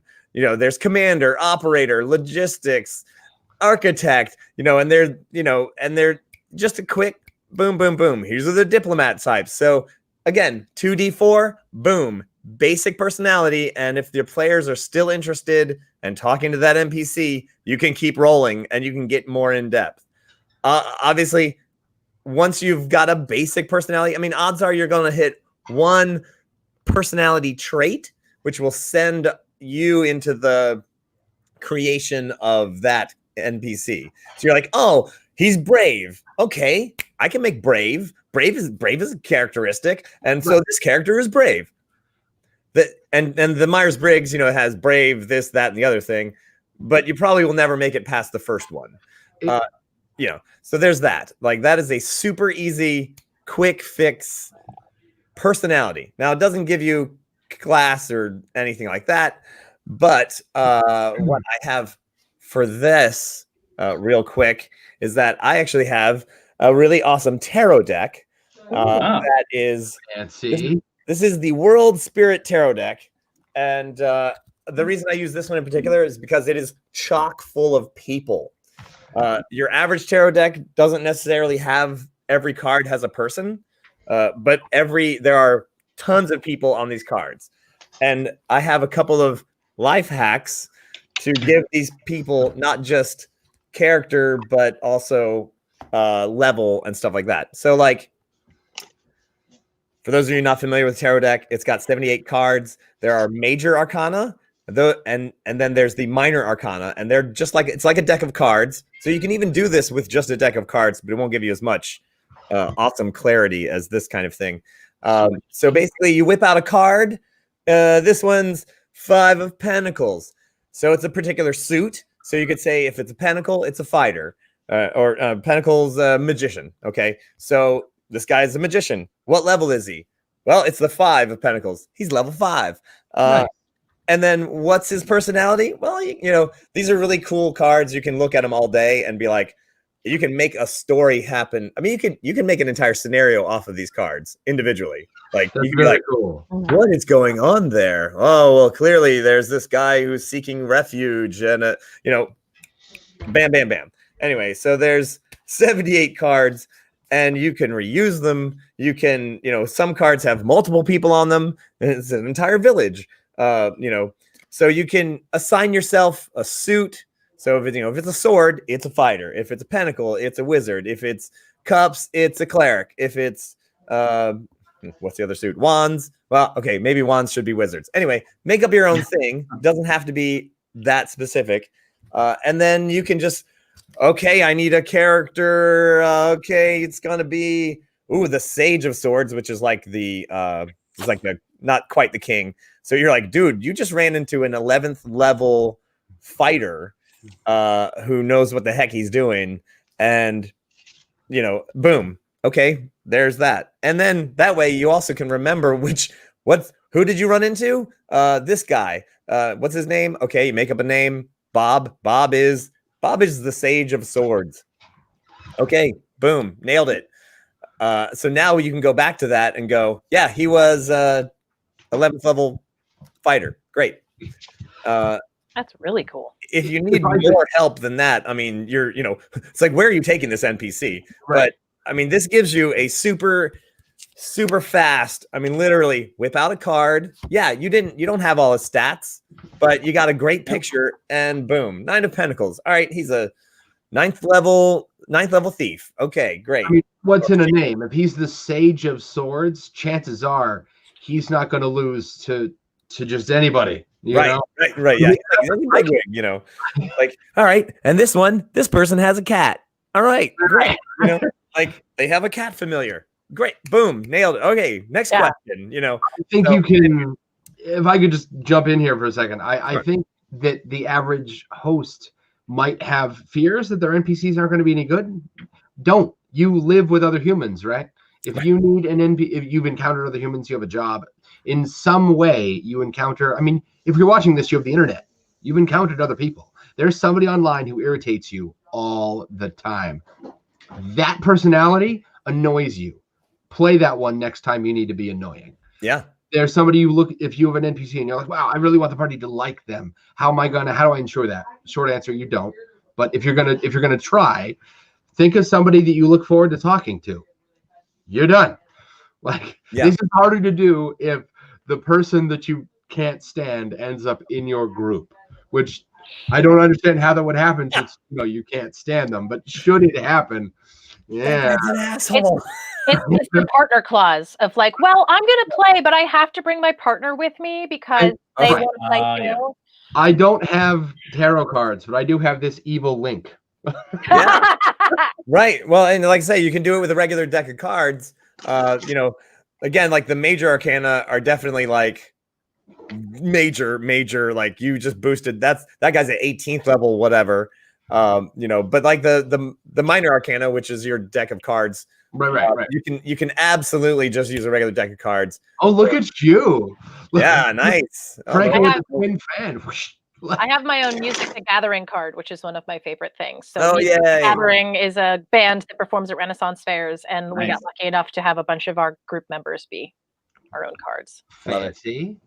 Yeah. Now I do something that's completely digital. I have a folder, like most Dungeon Masters do, on my computer with just a whole bunch of images, not even descriptions otherwise, just images of fantasy characters or otherwise that I've liked, both male, female, all elves, dragonborn elements, and just like, oh, you bumped into this one, and then you just throw it up on screen, and then you make it up as you go. Right. Now, also, the images will just generally give you a little bit of a hint of what they are. It's like, this looks like a paladin. Well, it's a paladin. Sure. Yeah. But yeah, and to Paulo's point, if they're then taking that character on with their adventure, then that means that you'll have between sessions to fully flesh out the character. Absolutely. What you needed is something now. Right. Or as your character, your PCs are approaching a specific thing where they have to make a decision. Like while they're figuring their stuff out in a debate across the table, you can take like 2 minutes and type down, oh right, this guy, this is how much they have and what they're doing and all that stuff. And oops, I need to add like these things. Like you can always take your breaks to be able to add more stuff into your character. If you need more time, stop talking. Your players will start talking. Right, which gives you because most humans don't do well with silence because we're not used to it. So they'll just start talking. Great. One, Absolutely give them an ear so you can hear what they're going to say, right? Because they're going to say something useful, and I just know it. And you're going to write that. You're going to take that time for what you need. For sure.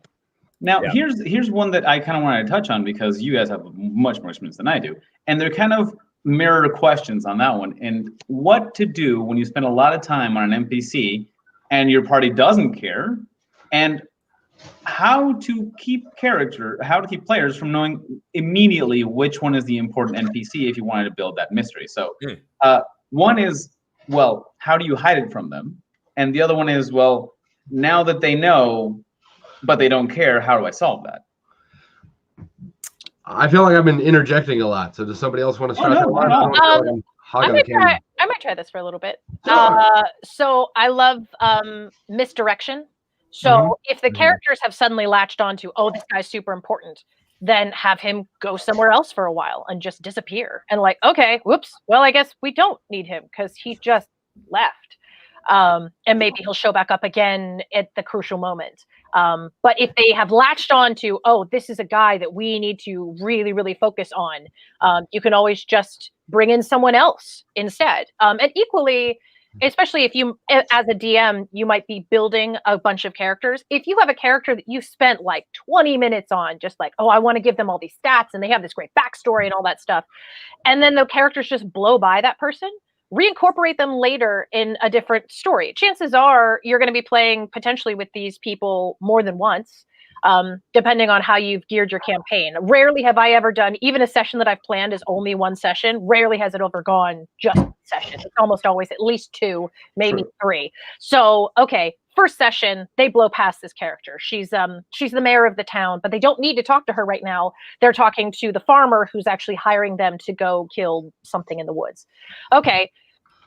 They come back from that interaction, and then the second time around, the mayor comes back to approach them. But maybe again they blow it by. Like you can keep reincorporating that character as many times as you want, until you get to a point where you're like, no, the mayor has a thing that needs to happen.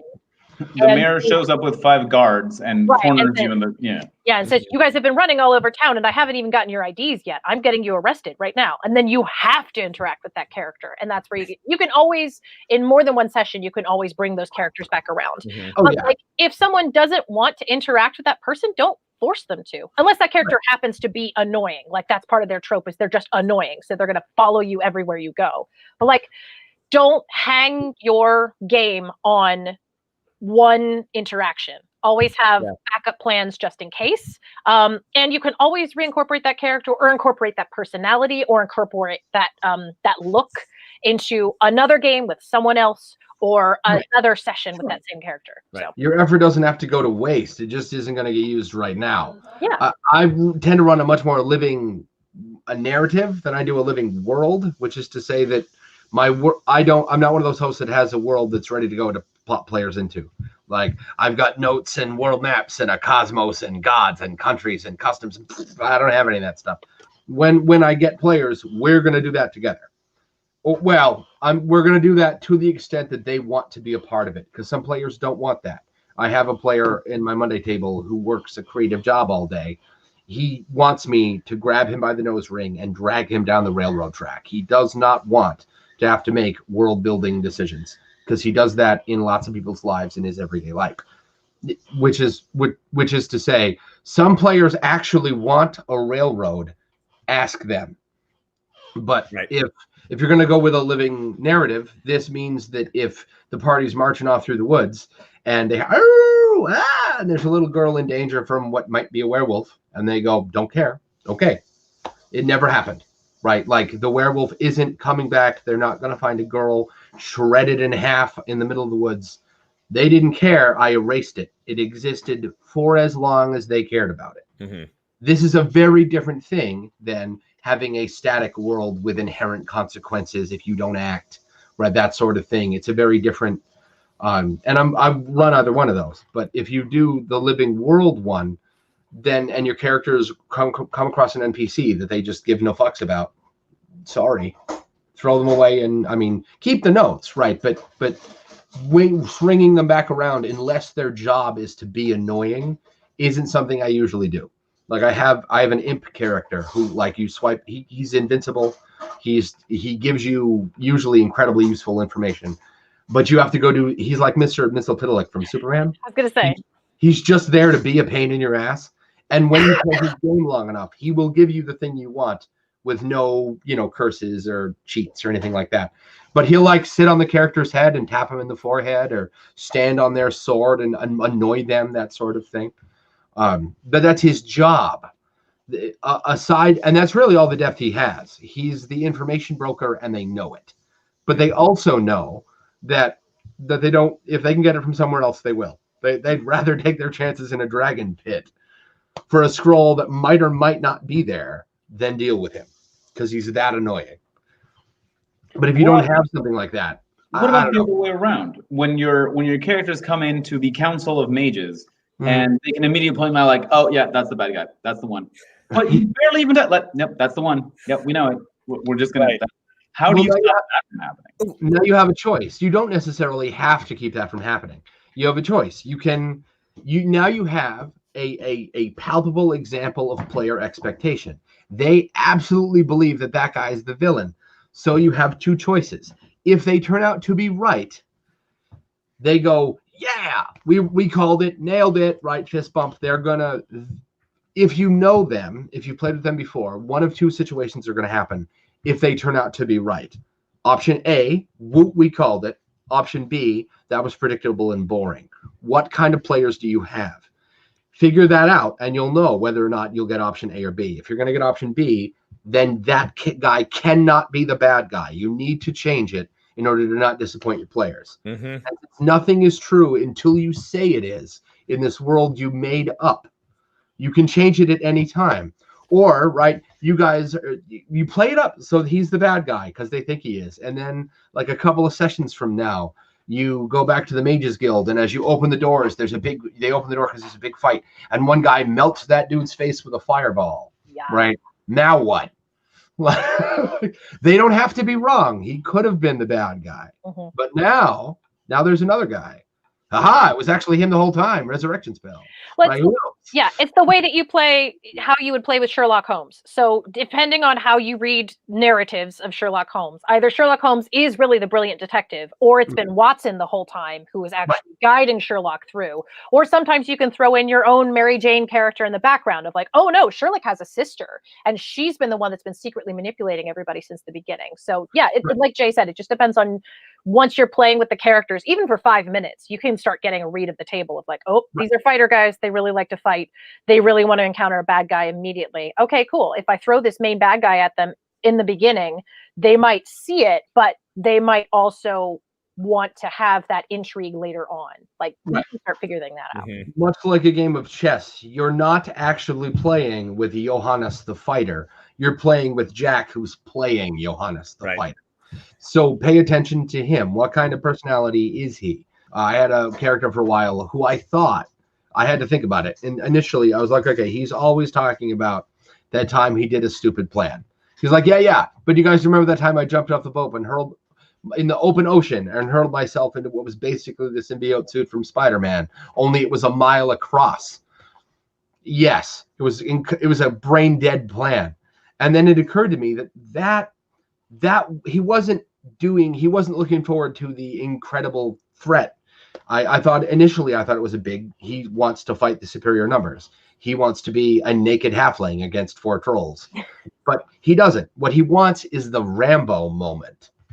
Listen to your players talk to themselves about what they had fun with last time. Then do more of that. They'll tell you what they want more of, even if you don't ask them. Just listen. Yep. True. I mean, I agree with pretty much everything there. You can absolutely change until you've told the players what it is. You can absolutely change it. Council of 5 wizards. One of them's a bad guy. I mean, it's a council of wizards. They're mostly all bad guys. Surprise! They're all evil. Right. It's like, which one is the one that you wanted the players to follow? And if they follow the one with the gold necklace. I was really hoping they were going to follow the one with the ruby necklace. Well, great. Well, you just... Yeah. Right. Why the ruby necklace? Is it the necklace that's powerful? Well, great. If they haven't already seen the magical effect, if you know it's important, but they don't, right. You don't even have to move the gem. Just move the ability. Yeah. Right? And you're only doing that to advance a interesting story, because again, if it's boring, the players aren't going to have a good time with a boring story anyway. That's true. But I mean, I do love when they'll say something and I'm like, they're absolutely right. Okay, but it's like either it's funny that they're right because they just randomly said, oh, I bet this guy who caused all the Sharknadoes, and then you're like, well, so sometimes it's funnier when they nail it, and you're just like, yeah. So by the way, yeah, you were right the whole time. Here comes the Sharknado, and you're like, son of a, I knew it. Right, they're gonna go son of a, but they're also gonna say, I knew it. So you give them that psychological cookie, right? And they'll feel badass, and you did that by deliberately not moving the train off the track. Right now, if you're trying to tell that really good story, and it's like, God, it would be really nice to get to chapter 3 before we get to chapter 5, then absolutely switch that stuff up. Right. Or make an even bigger bad guy who's really pulling the strings. No criminal organization is Kingpin's at the very top. Yeah. But there's a whole bunch of Magia Sons of Guns between. Oh yeah. Right. And I think this is also really fun to reincorporate those characters that were throwaways that you hoped that someone would have interacted with, but never did. Like, so that mayor that was walking by that they kept not talking to, surprise, now it turns out she was the one commanding the wizard to begin with. Right. And you just didn't talk to her. Right. And you keep using your powers this whole time in front of them, but not talking about them. So they have an in-story reason to know how to adapt to yo shit. Right, it's a good time. I just walk around and just go, I bet they're the bad guy the whole time, because they all are. Everybody's the bad guy. Everyone's the bad guy. But I'm gonna tell you the one that I did. It's one of my players said, "Oh man, I bet this is the evil one. This is the one that we have to kill." And it absolutely was. It was their first interaction with him. And he said that to the other players, like of us. And so like, damn, that's right. And so I said, and he overhears you and calls his minions, roll initiative. Nice. Nice. Like, oops. Get out of this one. Keep your mouth shut. Right. Yeah, exactly right. So like, keep that to yourself next time, maybe. I don't know. Right. But I mean, options abound, but you can't really stop players from being smart. Yeah. They will figure out the puzzle. They will solve the riddles. They'll do the whole thing. Actually, it's the other way. They'll figure out the riddle, solve the puzzle. But if that happens, that was the point anyway. Right. So Or, sometimes it's like, well, you know what? They're just that good at it, and you're always outsmarted simply by volume. It's more brains against you. Or sometimes what I love, especially in fun things like Delta Green is a really fun campaign because it's based in reality. So those characters that I tend to use will overthink things. So it's usually like a Lovecraftian thing. So they're like, okay, maybe this is Dagon, but does he have fish minions? Does he have octopus minions? Like they will overthink the plot. And you can always use that to your advantage too, while you're trying to be like, oh shoot, yep, there totally was a Dagon. Hang on. And then let them overthink the plot for you. So you're like, yeah, they can have squid minions now. Yeah, it's good. The other day I hosted a level 0 table. For 5e, we threw level 0 in there. They wanted 5e, and I said, anyway, they were really nice and went out on a limb to try a bunch of new things they never tried before. And one of them, several of them didn't know what level 0 was, so we talked about it. And I said, basically, you don't have a class. You have your backstory, and that's it. So if you're a soldier, you have proficiency with weapons and armor and whatever. And if you're a baker, your proficiency with making food, but you don't get the class benefits that come with level 1. And they went, ooh, that sounds fun. And one of them who is new and really creative, I hope he grows up to be a host someday because he's going to shatter all the records ever. That guy's amazing. And no, I'm not going to call him by name in case he's watching this because his ego does not need the help. He said, you know, what's the scariest thing in the book? What's the scariest thing in D&D? I said, that would be me. But in the book, the Tarrasque probably. And he went, okay, sure. That'd be great at level 0. And everybody laughed. And in my head, I went, okay. And we had the level 0 sit down, and they engaged in martial combat dice rolled and everything with a Tarrasque that then punched them through the planet, and they ended up in another place. It was a good time. So they're currently standing on top of a Tarrasque corpse that is split like a slutty chicken up the mountain through the back like this, standing on top of a Tarrasque corpse, hundreds of feet above the nearest village in a world they don't know, next to a sun they've never seen before. It's a good time. Nice.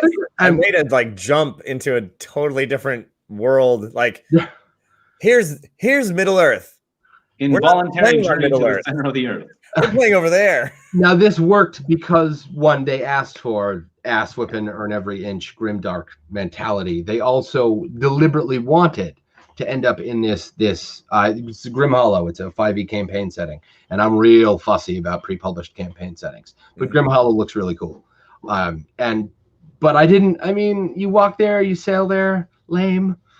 You're gonna get thrown there like Alice through the rabbit hole, sure. Well, where do you get a rabbit hole in Faerun? Obviously, from a Tarrasque thunder punch. Obviously. Apparently. Right. All right, guys. I hate to be the one to call this done, but we're closing in on 2 hours, and I think we've gone through a lot of really good stuff. So anyone still listening to us, thank you for your time. We do this all because we enjoy sharing. And we all kind of learn something from it. I become a better DM every time I do one of these things. Aww. So I hope you as well. These are not paid shout-outs, but do go watch Nat 21 Adventures. It is a heck of a lot of fun. And most people may have not heard of this one. Stay at the end for the haiku wrap-up. It's Thank you. deliciously Yeah. good. It is some good stuff. So in my case, my name is Franco Ayala. We'll see you next time. And these guys will actually say their names, but they will also make up a character as they leave. And they will give us the name of the character, and they will speak in its accent and tell us a little about itself in a brief 1 to 2 sentence throwaway. But in my case, have a good one, guys. Thanks for watching. Oh, and I'm going to call on you guys first. So first it's going to be Jay, because I know he's already struggling with it. My name is Krevborn Iron Smasher. I live in the north. I wield this mighty axe. See how mighty my axe is. I hate the color blue. Small talk annoys me. Begone. All right. That was That was better than I expected. You came that one over. Paulo, you're up. My name is Armitage. I'm a artificer, and I've got little tiny hands so they're far away, and I can make little tiny things. So yeah, here we go. You want a stopwatch that explodes? I can do that.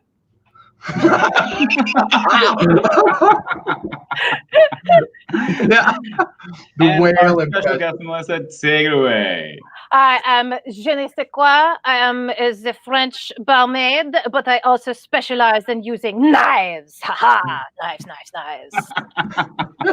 She's so specialized she has to say it 3 times. That's Je ne sais quoi, Nikita. Very well. That's great. Guys, thank you very much. This has been a lot of fun, and I hope we get this one again. And if anyone took notes, we have a couple of ideas for future ones. So I hope that I hope that Melissa joins us. This has been a privilege to have you with us. Otherwise, and yeah, well, that's mental control that they're trying to exert on you. But I don't know how much it's gonna work. Thank you guys very much. Join us next time. We will let you know when we're getting together. And I hope you took notes. And that's non-player characters for you guys.